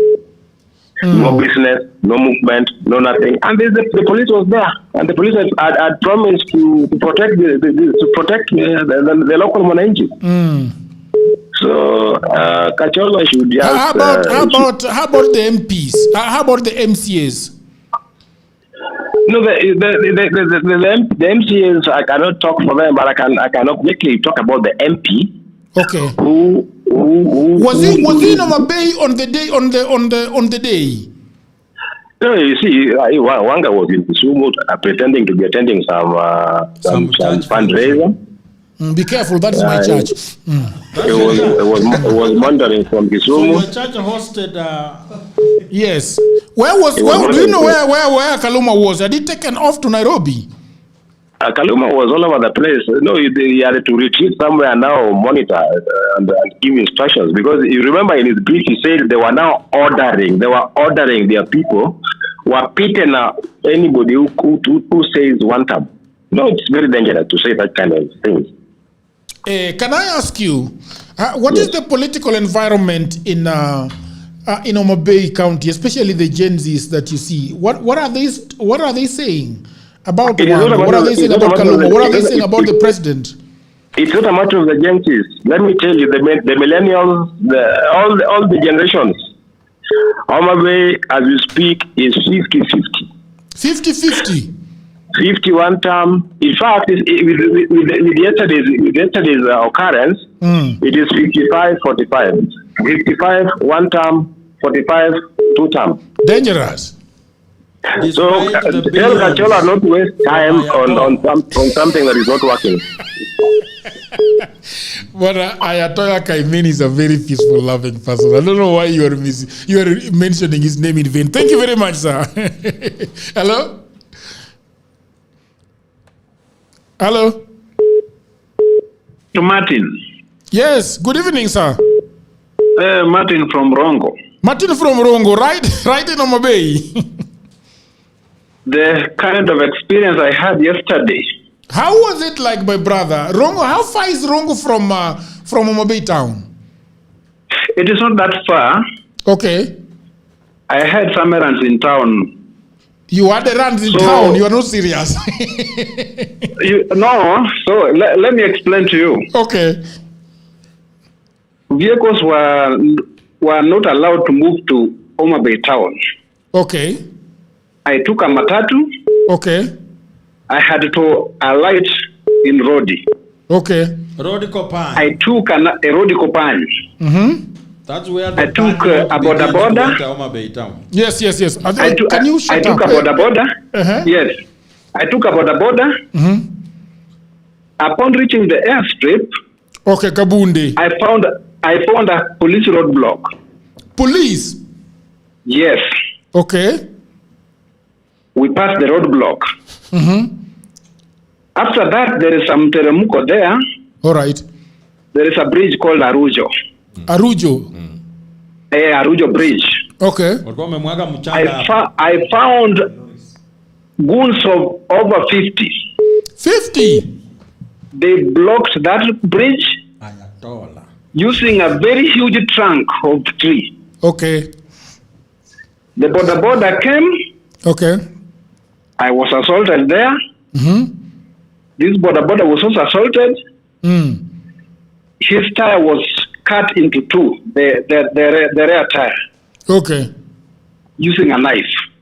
Hey. I finished the journey on foot. All right. Reaching the junction known as Junction Kodoyo. Okay. It was a Haiti in Kenya. It was a Haiti in Kenya? Haiti in Kenya. What was going on there? Every 20 meters, okay, there is a roadblock. If you have a car, okay, you pay 1,000. Okay. Upon reaching the next 20 meters, you pay another 1,000. Uh-huh. You move again, you pay another 1,000. Mm-hmm. Until you run out of cash and you can even abandon your car somewhere. Mm. So I reached town. All right. Yesterday, there was no government in Homabay. What does that mean?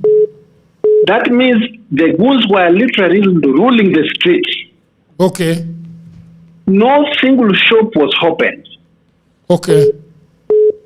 Business was completely shut down. It was terrible. And these are the people who at what point did you arrive in the CBD? I arrived at around Satano hivi. In the morning. In the morning. Mm. I found when the running battle had stopped. Mm.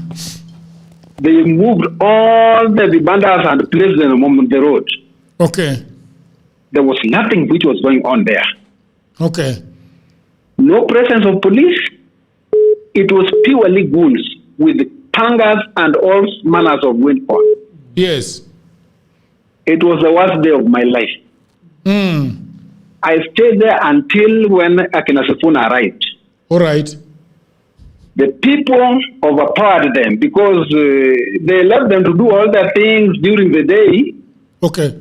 Then the people overpowered them when they noticed that the likes of Sifuna are arriving. Mm. The only thing that made the rally not to take place.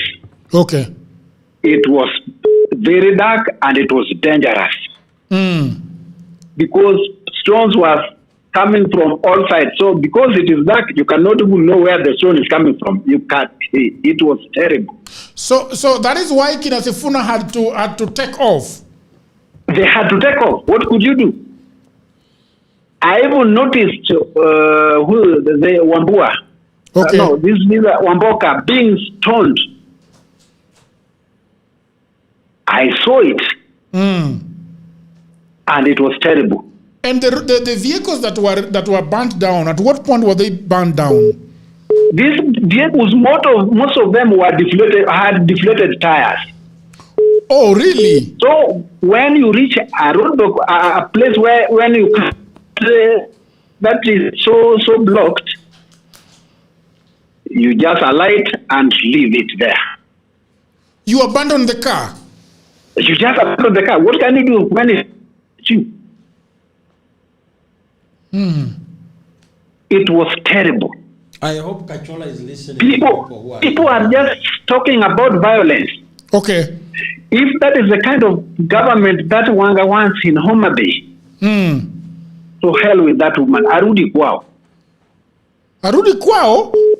Arudi kwao. That is not the kind of governance we want at our place. She was not born in Homabay.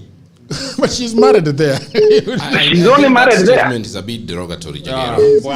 We are talking about people. He has the right of reply. No, he has the right of reply.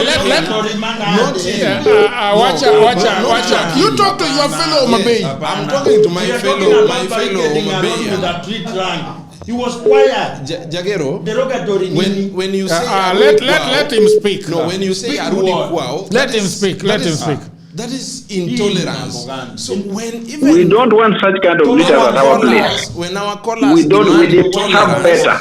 they must also be ready to be tolerant. Okay, tolerant to what? When you tell someone Arudi Kwao, what are you saying? So you want him to be tolerant? So are you saying we need to begin making people IDPs? Oh no. How do you mean Arudi Kwao? We deserve better. We deserve better. Yes. Okay. All right. Thank you very much. He has twisted there. He's a very wise man. Anyway. Hello. I know. He has said we deserve better. I know Wangamas have invested a lot in sanitization. Okay. Hello. Hello. Yes. Good evening, brother. Good evening. Is Mr. Kachola still speaking? Mr. Kachola is still speaking. What is he saying? No, I was only asking that as much as you require tolerance from our leaders, political class, we also, as the citizens, we must be tolerant. Your sentiments on... No, this is another caller. Oh. This is a completely different caller. It's not me, Mr. Kachola. Thank you. Proceed, Ndugu. Proceed. Okay, Kachola, there is a caller that told you that you seem very intelligent until you start defending this government. Then all your intelligence is gone. Until you start, you just look into the way you appear. You are on a nice suit. Your face looks so good. But when you start speaking, you just speak a lot of rubbish and nonsense. What do you think happened to Kachola? Kachola is an ambassador. What happened to him? Ambassador to what? Is ambassador to what? What is the ambassador? Where are you from? Be careful. We need to take a cup of coffee together. No, I'm Odiabo from Kakamega. What is the Kachola ambassadoring to? We need you don't look like somebody. Or ni ambassador wa SDA. Hey, hiki nimechemuka leo. Go ahead. So, Jagero, I want to talk about the issue of Luo Nyanza. The issue of? Luo Nyanza. Okay. We are where we are because of our own liking. Okay. Because of our own leadership. Let us not blame Kikuyos because where we are. Jagero, me and you have agreed on this show several times that we don't like the leadership that was there. The Odingaism kind of leadership, everything revolving around Raila.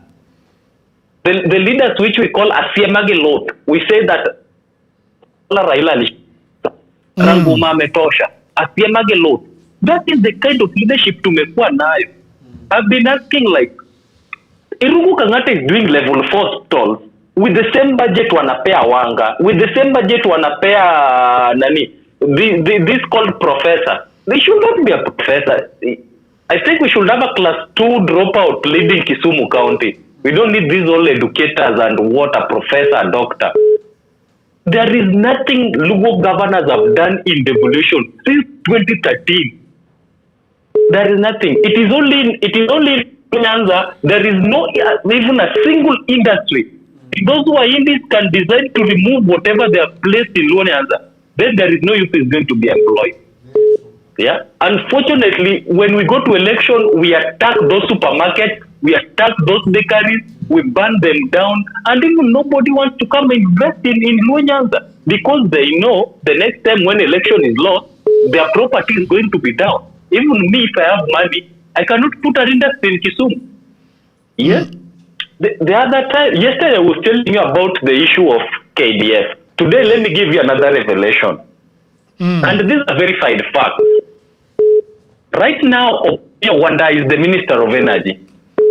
How many Luos since Opiyo Wanda became wachana na kuunganisha stima because hata kwao hajaweka stima. Nilikwambia enda mahali inaitwa Ambor. That is just next to Opiyo Wanda's home. That place is a very nice tourist attraction site. Haina stima. How many Luos Opiyo Wanda ameajiri Kengen? Wangapi ameajiri Ketraco? Wangapi ameshajiri hata KPLC sahi? Nothing. The guy is just gallivanting left, right and center, giving this nini, alafu mtasema Wakikuyu wameajiriwa Ketraco. Who was the minister? Sahi walitoa nini ya KRA was recruiting graduate trainee. Remember, graduate trainee, bora tu uko na degree, hata kama umefanya ya spirituality and speaking in tongues. They take you to their school in KRA, they train you to become what they want, then they employ you. Guess who are on that list? There were around 200 people were shortlisted. You could barely fight Luos. I have that list, I can share it with you on WhatsApp. You could barely find Omolo. But we have PS Mbadi from Soba, Pesa Inalala Homabay, just sharing these things with their girlfriends from Mount Kenya. Who said that Goons must be Omolo and Wafula?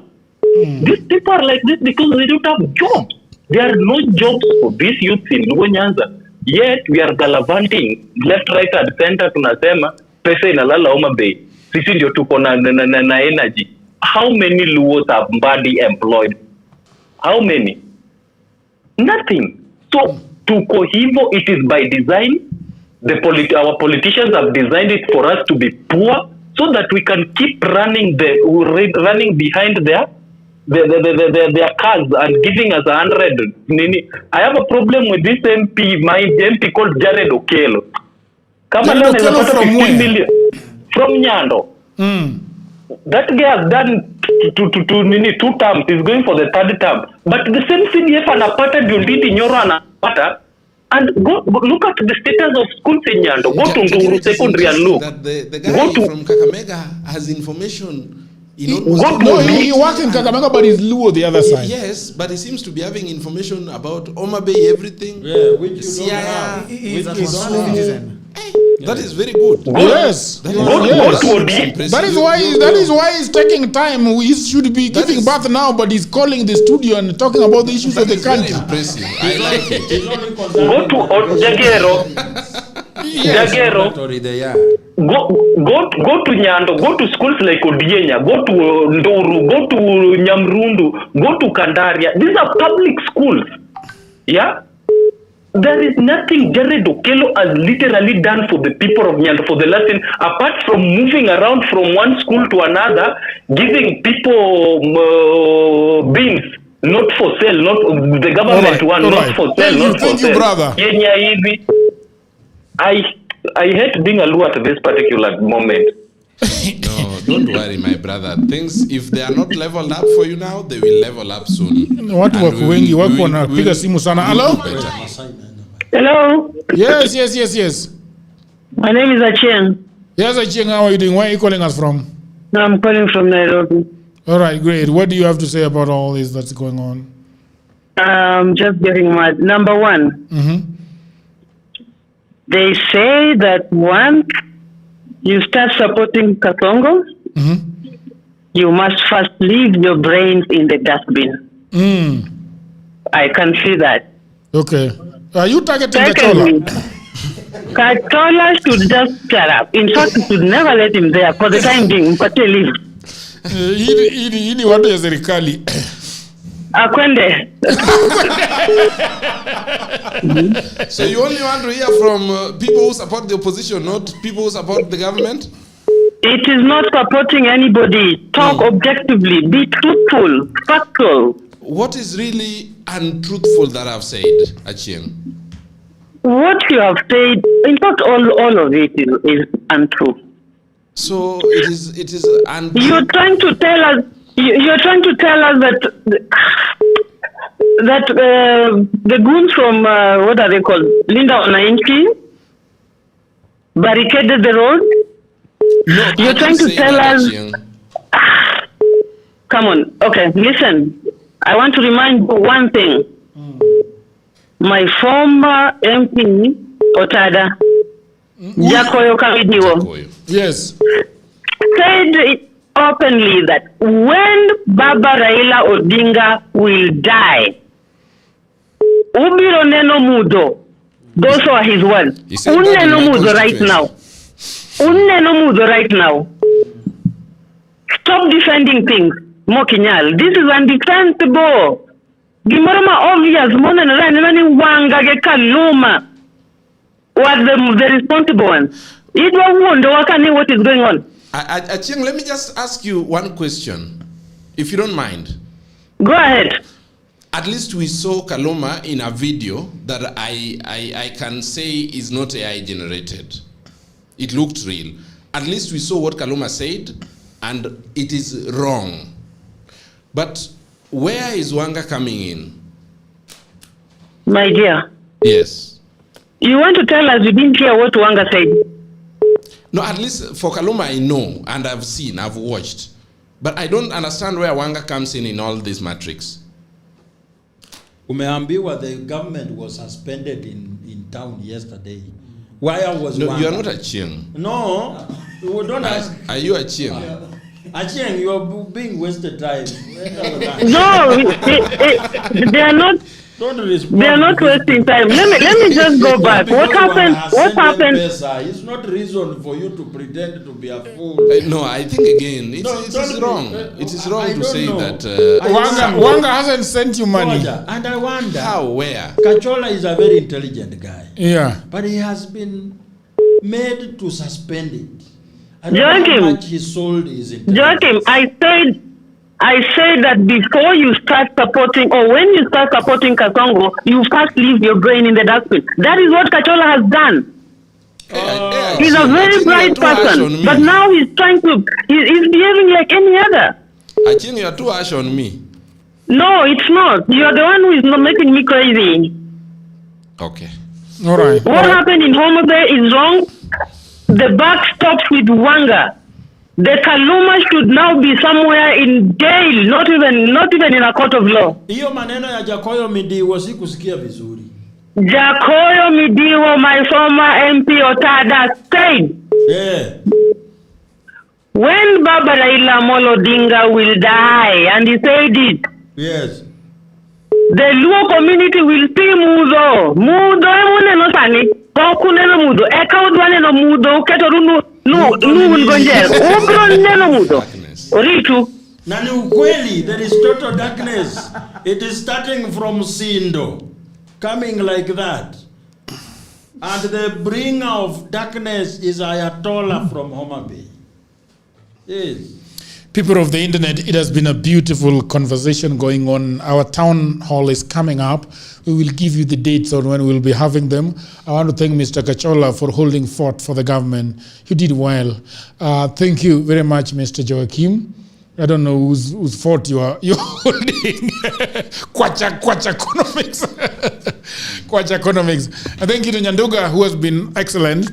I want to thank all the gentlemen that have been in production today. They have done an amazing job. Thank you very much. People of the internet, you're the reason why we still have this show. You gather around this bonfire and talk about the issues of your country and add your voices to the voices of the panelists that we are having here. Thank you very much. Mr. Kojola, want to say something? Yeah, Jagero. In 1 second. Yeah, just in finishing. Yes. We really appreciate the opportunity to have this conversation. Yeah. I would only ask our viewers and everyone else, even the panelists, that we detach emotions from this kind of conversation, so that at least moving into the future, we have thoughts of or minds that can help steer the country to a better future that we all desire. I call upon members of the public to always not shy away from calling wrong. What happened was wrong, and we must all accept that it was wrong. Yeah. Moving into the future, Jagero, may we all find it necessary to be to have some courtesy to one another. Courteous to one another. We have to be courteous to I think you have been a very good debater. Joachim is a goon. No, but Kachola is unlike these other people. Yeah. The other one who was here would have shouted. Would have ripped off the roof. The one that Veggie was saying is a thug. You know, I thought that you guys were actually fighting out there. I had to call a Ching and ask her, what is going on? The guy is so tribal. He's so tribal. And apart from tribalism, even the kind of justification, he was telling us that it was right for some Kikuyus to be killed in Eldoret because some thousands Luo had been killed already. So we were asking ourselves, even if we have a child of 1 year being attacked due to political reasons, I don't think we can kill somebody to justify the wrong which has been done by another political affiliation. So the guy, I think, he has a problem, a bigger problem than what we can see. Okay. All right. Thank you very much, people of the internet. Until another episode, bye for now. Today we have finished with 1,200 people watching. Very much, and I just had a break to tell you about my new book. You know, everybody says that there is no job, and that is true. Also, that was me 10 years ago. The problem is that everybody is trying to get a job in their town, in their city, in their marketplace. They ask friends for jobs, mothers call uncles, uncles call brothers, but there are no jobs. Let me tell you what no one is telling you. Jobs migrated online. What I actually mean is there are many, many jobs around the world, and there is no one to do them except you. I work for Americans myself. I work for Europeans. I work for the Chinese. I work for the Australians. I work for the Canadians. And so, because I have done so much for myself, I said to myself, you know what? I should compile what I've been doing for the last 15 years. So in 2024, I wrote a digital book called Goldmine 18 Hustles for Africans. And then in 2025, AI came. People say AI is taking away our jobs. And for me, I'm going to say false. There are actually AI jobs. Jobs are not being taken by AI, but there are new jobs online that are there because of AI. Now, mimi ni nani? I created more jobs. And for now, in my new book, we have 25 online and offline jobs that you can leverage on if you do not have a job. So in this powerful volume 2, I share 25 new actionable online hustles specifically researched and tailored for Africans. My new book provides clear step-by-step guidance drawing from my extensive experience and research, including the mistakes I've made and lessons I've learned over the 15 years that I have worked online. So what can you do online? You can become an executive assistant for busy folks in Europe, America, Canada, and get paid for tasks like watching videos and taking online surveys. Okay? You can build a lot of things. Build a business as a virtual assistant, start an e-commerce shop without capital, be an affiliate marketer, or you can also become actually an English tutor and tens of AI jobs.